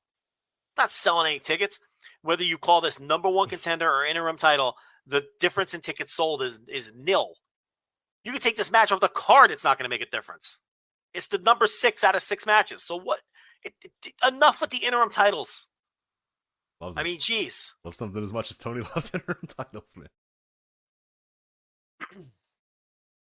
Alrighty. All right. So that is Mania Weekend. As we said, all the previews are up right now at voicesofwrestling.com, and all the reviews that Joe mentioned, 14, potentially even more, available flagshippatreon.com. $5 tier to get all that audio. $5 for all of that audio, the dulcet midnight tones of one Joe Lanza. So that will be very fun. We'll also have some reviews as well up at voicesofwrestling.com, written reviews in addition to Joe's audio review on the Patreon. So there you go. WrestleMania Weekend coming up this weekend, starting tomorrow.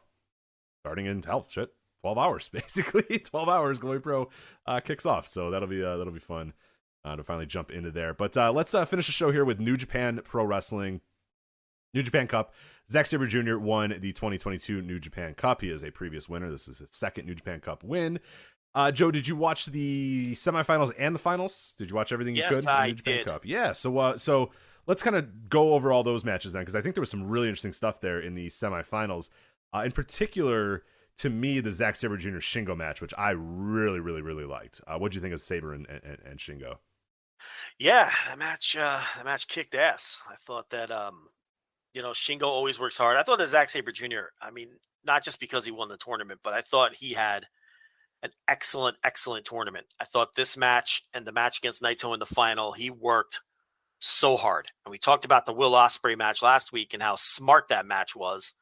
The Shingo match and the Naito match, he just busted his ass and killed himself and worked super hard in both of these matches. And you always get that kind of effort out of Shingo. This was I thought all 3 of the matches, the 2 semifinals and the final, were all easily notebook caliber matches. And Sabre, I thought, in addition to being the tournament winner, was probably the tournament MVP as well. Yeah, no, I think so. I mean, when you take in totality the matches that he had, particularly like you said, Will, in the Shingo match, I mean, damn, he had a great time. And then like everything, I think everything he did, the work in every single match was kind of, it all meant something. There was all reasons behind it. There was smart work in it. There was build up between the matches. There was callbacks between the match. Like everything, he had a masterful weekend here. And obviously won it. Beating Naito. Before we get to that match, though. Naito and Okada, we kind of last week were like, it's weird if they're going to do Naito Okada in the semifinals, just kind of do it. And they just did it. And they had another match. It was just under 30 minutes. Naito got, I think, a somewhat surprising win over Okada. So that builds to, obviously, another Okada-Naito match somewhere down the line, potentially. But what'd you think of Naito and Okada? I thought it was good, but they have certainly, I mean, obviously, very obviously, have had much, much better matches. I thought this was just okay, but I thought Sabre and Shingo blew them away in terms of. Sabre and Shingo was better than this, and Sabre Naito was better than this. But this was a good match. I thought this was a 4.25 star match. I liked they've had better matches, no doubt about it. Their dome matches were much better than this match. But I liked the intensity that Okada wrestled with in this match. I thought sometimes intensity is a problem for him, and sometimes that works kind of to his character. Like he's kind of he's not the most intense wrestler. And when he does step up the intensity and wrestle with a little more intensity, I think it like Shingo is 100% intense all the time, right? That's not who Okada is or what Okada is. So when Okada really steps up the intensity, you notice it and it takes you back. You're like, oh, okay, Shingo Okada means business tonight. And I really thought he wrestled this match with a high level of intensity. It was also interesting because Naito, I don't believe, won any matches in this tournament with the Destino, including this one. So I don't know what story they're trying to tell with Naito, but he didn't shouldn't say use, but he didn't win any of his matches. Now, I didn't watch a couple of his early round matches. No, they were all roll ups or something else. It was all most of them were roll ups, I think, until but no, none of them were Destino. That was kind of the story. Yeah. So they're telling this story here where he's not beating people with the Destino. And the other thing they're doing here is, we talked about it last week. Are they kind of just not treating this like it's a special match anymore between these two? But then we later learned, and I put the report up behind the paywall, the idea here is for Naito to get a win over Okada. And then Okada survives with his title at Hyper Battle. And then they do Naito versus Okada in the Fukuoka Dome with the justification that Naito beat Okada in this tournament. So they obviously still feel that that's the biggest match they have in the company, Naito Okada. But at the same time, it's the third time they're running it in a year. Right. It's big, but it's not protected anymore. It's not like they're ace in the hole. It was always this, hey, when we can, this is the match we're going to do. When we want to do a 2-night Tokyo Dome, when we want to sell this bitch out, when we want to do that, that's the match we'll use. They're not using it. They still obviously clearly see it as a big time match, but no longer one that they feel they have to protect or keep, special and keep important. It just seems like, it's okay. You're just going to be able to run it when you want to. And maybe they just say, hey, we'll burn this thing out and yeah, whatever. Who cares? You know what I mean? They must have something else in mind that they would consider, just based off the way that they booked, something else that they would consider like, this is the top tier. This is our, top match that if break glass in case of emergency type of match. There must be one of those, but who knows? I don't know. Yeah, it's strange. Now, it's not all in the same city. So it's not like they're, they've run Okada Tanahashi in Tokyo how many times? That's like, and the diminishing returns became obvious after a while. But this is not all in the same city, but they have run it 3 times the same year. But it's the match they trust to put the most people in that dome, which is why they're going back to it. So the original idea was for Okada to beat Ibushi. Ibushi was set to win this tournament. He didn't get cleared in time. So they went with Zack Sabre Jr. If you read our paywalled report, you'll see who the other alternative was in terms of picking a second winner once Ibushi was out of the picture. So that's behind the paywall in the $5 tier. You see the thought process that went into picking Zack Sabre Jr. as the winner. Now, these injuries tend to cause booking mayhem. I think Okada's going to beat Zack. But I do think there's that 1% chance that Zack wins, because if they know Ibushi's coming back, they might feel like an Ibushi return is enough to sell a lot of tickets in the dome. That's the only kind of asterisk I put on it, but I expect Okada to win and then just do the original plan, which would be Okada and Naito as the main event on that dome show, with Zack Sabre Jr. just stepping in Ibushi's spot as the main event for Hyper Battle. So, and we're getting that show Despy junior title match, which also we had behind the paywall before anybody weeks ago. We told people it would be show challenging Despy for the junior title. So we were on top of that too in terms of, but I think we're going to go over to Hyper Battle. Well, you want to just do it now? Go over to Hyper Battle lineup? Let's do that, because I think there's some interesting stuff on that card to discuss. So you got Okada versus Sabre, as you said, for the World Heavyweight title. So you got that. You got Desperado versus Show for the junior heavyweight title as well. Goto and Yoshihashi. Our subscribers knew about weeks ago. Yeah. If you're a subscriber, you knew about that match weeks ago. Even though we're keyboard warriors that make stuff up. Hiroki Goto and Yoshihashi versus Great-O-Khan and Jeff Cobb for the IWGP Tag Team titles. Evil versus Hiromu for the Never Openweight title. So they did they did two angles to set that one up on the semifinal show, and then on the final. So on the semifinal show, Evil came out after Hiromu's match with Togo, and they choked him out and with the Garrote wire and left him laying. And then the next night, Hiromu stole the belt and set the challenge. So that's why we're doing Hiromu versus Evil for the Never title. They did two angles to set it up. And then we have Toru Yano versus Taichi for the KOPW 2020 trophy. What's the stipulation for that one? Did they announce that yet? I don't recall if they did or not. If it's not that I'm sure they have, but I haven't seen it. Hold on, let me see if I can find that. I want to say it was some sort of sumo match or something like that, but don't quote me on that if that's actually. Hold on, let me see if I can find that. Something dumb, I'm sure. What else? Something stupid. Then you have Ryusuke Taguchi and Master Wato versus El Phantasmo and Taiji Ishimori for the junior tag team titles. This is a hell of a show, man. They are blowing it out. It's a good lineup. God, they're blowing this thing out. Naito and Shingo versus Will Ospreay and Aaron Hanare. And then Jado, Tamatonga, Tonga Loa, and Hiroshi Tanahashi versus Bad Luck Fale, Gato, Yujiro Takahashi, and Chase Owen. So the new Bullet Club versus the former Tamatonga and Tonga Loa. They're teaming with Jado. They're teaming with Hiroshi Tanahashi. Stuff's happening in this undercard, man. This undercard is it's all over the place now. So, which is cool. It's good that for the first time in a long time, I was taken aback by not saying Gato and Jado. You know what I mean? I was taken aback by not having the exact same guys. So, yeah, it's pretty crazy. Yeah. So I'm looking for that stip. No, I can't find what the stip is. So, for that Yano match, who cares?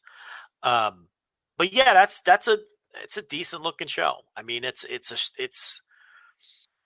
I thought the New Japan Cup had a lot of really good stuff, and there's still the same challenges as a fan when you're watching New Japan. They're starting to overcome it a little bit. There's more people in the buildings at least now.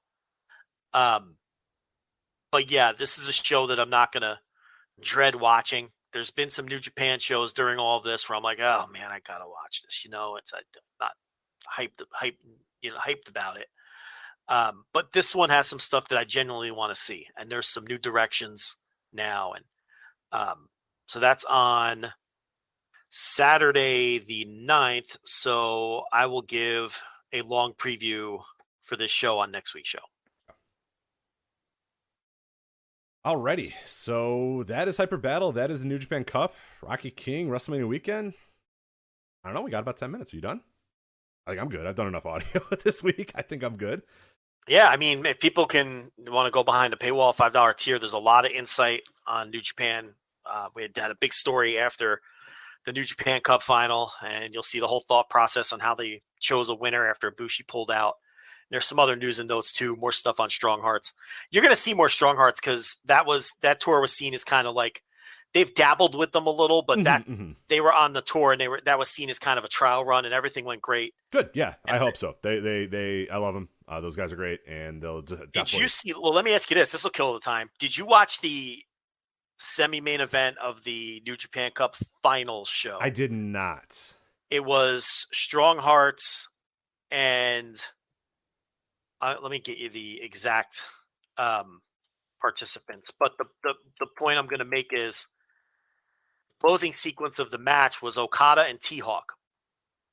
And T-Hawk not only held his own, there was the makings of a incredible match of the year level match if those two guys ever have a singles match, which they probably won't. It was Tanahashi, Okada, Kojima, and Tiger Mask against Strong Hearts and Tatsumi Fujinami. Okay. Rich, I'm telling you, incredible. Go watch this match. Watch the match. First of all, Kojima and T-Hawk to me was the star of his side because Kojima and T-Hawk just chopping the shit out. T-Hawk with the chops. Oh, yeah. Kojima, 50 years old. He don't need this shit. but he got in a chop battle with T-Hawk. Tiger Mask and Shima was an interesting, like they were paired off and they were doing a lot of fucking Lucharisu shit. And then the closing stretch of this match with Okada and T-Hawk has me frothing at the mouth for T-Hawk to get a singles match with this guy. I don't care if it's in a G1. I don't care if by some fucking miracle T-Hawk gets an IWGP title shot at some point, which is highly unlikely. I don't even know if they consider him a junior or not. I don't even know the answer to that, New Japan. But man, did they have great chemistry, and the crowd was, super into it, and the announcers were, and T-Hawk and Okada, if it ever happens, and it may never happen, so maybe a crazy produce show or something. Man, was that closing stretch something great. And T-Hawk had to take the pin. They weren't going to beat Fujinami. Shima, come on. That doesn't work for him, brother. Yeah, nah. That doesn't work for him, brother. Nah, I don't know about that one, brother. Bring that one back. What else you got? And Lindemann obviously is the GLEAT champion, so they're not going to beat him. And they like Lindemann. Lindemann has a lot of supporters in New Japan. Good. They want to bring him in. And look, we're probably getting Akira Francesco, the good Italian boy, in the Super Junior. It looks like did you see the vignette? Yeah, the video is in Italian and stuff. So, I mean, I'm not going to complain about that either. No, and I think there's a good chance you might see Lindemann. The only tricky thing is he's their champion. So I don't know how you handle that. There's some politics at play there. Maybe you get T-Hawk. So Super Juniors could be interesting. I think the JCast guys have some insight on that. And we're going to get a new JCast right after this show, right? Because I'm going to put that shit up because it's sitting there waiting. But yeah, there was a commentary too. Fujinami, they were talking about the last time Fujinami wrestled in Osaka, and it was in 1984, and Muto was on the losing side of a tag, and Chris Charlton, he thinks he could sneak one by me, but he can't. He said Muto is still upset at that loss to this day. And then Charlton goes, "That doesn't work for him, brother." Yeah. What a line. I was crying in my living room. Muto. But yeah, so that match is well worth going out of your way to see. That believe it or not, for the closing stretch alone. Did I kill 10 minutes here? You did kill 10 minutes, yeah. And I'm gonna have a long night here trying to figure this whole thing out. You want this? Figure what out? Yeah, my flight thing. You want to figure this? You want to see this? What they did to me? So your flight? These Alaska Airlines. So your first flight is canceled. Yep. So my first flight was leaving Friday morning, 7 a.m. Get to Anchorage, Alaska at 2 p.m. Little stop in Seattle. Little stop in SeaTac. Okay. Right. They said, due to flight cancellation, we have automatically rebooked you onto a new itinerary. Oh, okay, cool. Work's done then. Got a new flight for me. All right. So I was leaving Friday at 7 a.m., right? Okay. Their new itinerary has me leaving at 8. Wait, the flight takes off. Yeah, flight takeoff. Leaving O'Hare at 7 a.m. Well, that's almost 2 hours, so you're going to miss the connecting flight. Joe, 8:30 p.m. is when they want me to leave now. So. Wait, for your first flight? Yep. That's a 12-hour difference. It is a 12-hour difference, yeah. So then where's the connecting? There's a new So I guess they have flight. also changed the connecting flight onto this one as well. So you're losing a whole day. Yeah, basically. so instead of getting to Anchorage at 2 p.m., I'm now getting to Anchorage at 3 a.m. the next day. You're losing a whole day of your vacation. Brutal. So I had a long night of canceling this shit and figuring out how I'm going to get a flight in a day. So shit. Yeah, that's just fun. I don't think because you're going to fucking Anchorage, you're going to have a lot of problems here figuring out another route. Well, good luck with that. Yep. And, oh, it's not eligible for a refund, Joe. Would you get this? Credit details? It's not eligible for a refund. It does qualify for a travel credit, though. Thank you. Airlines, this is great. So you're fucked. I'm fucked, yep. You going to take that travel credit and spend another $1,000, or what are you going to do? I don't know. Got a long night ahead of me. So. Get a pot of coffee going. I thought I was going to bed, but I'm not. So. Rich might be going to Dallas instead this week. Talk the nurse into that one. Yeah, I don't know. Does Alaska Air fly to Dallas? I gave it a path to greatness, Yeah, so I'll print that out and send it to her. Say, all right, honey, look, Alaska's out. Yeah, But I got us JCW versus LA Fights tickets for Friday morning or Saturday morning, whatever the fuck. But we have all the bussy you can handle this weekend.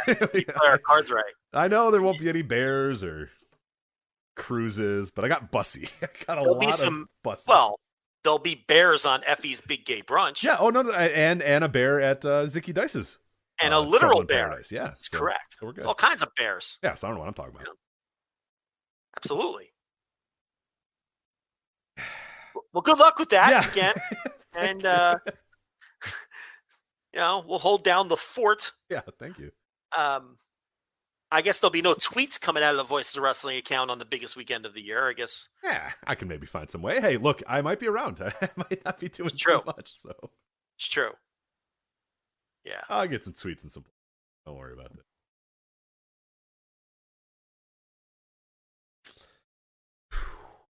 Long night. Anyway, voicesofwrestling.com for all the WrestleMania weekend coverage. The reviews up at flagshippatreon.com, patreon.com/voicesofwrestling. $5 tier for all of those as well. So that is Joe Lanza. I am Rich. I will be potentially off next week, but I guess TBD. We'll find out. We'll talk to you next time. Take care.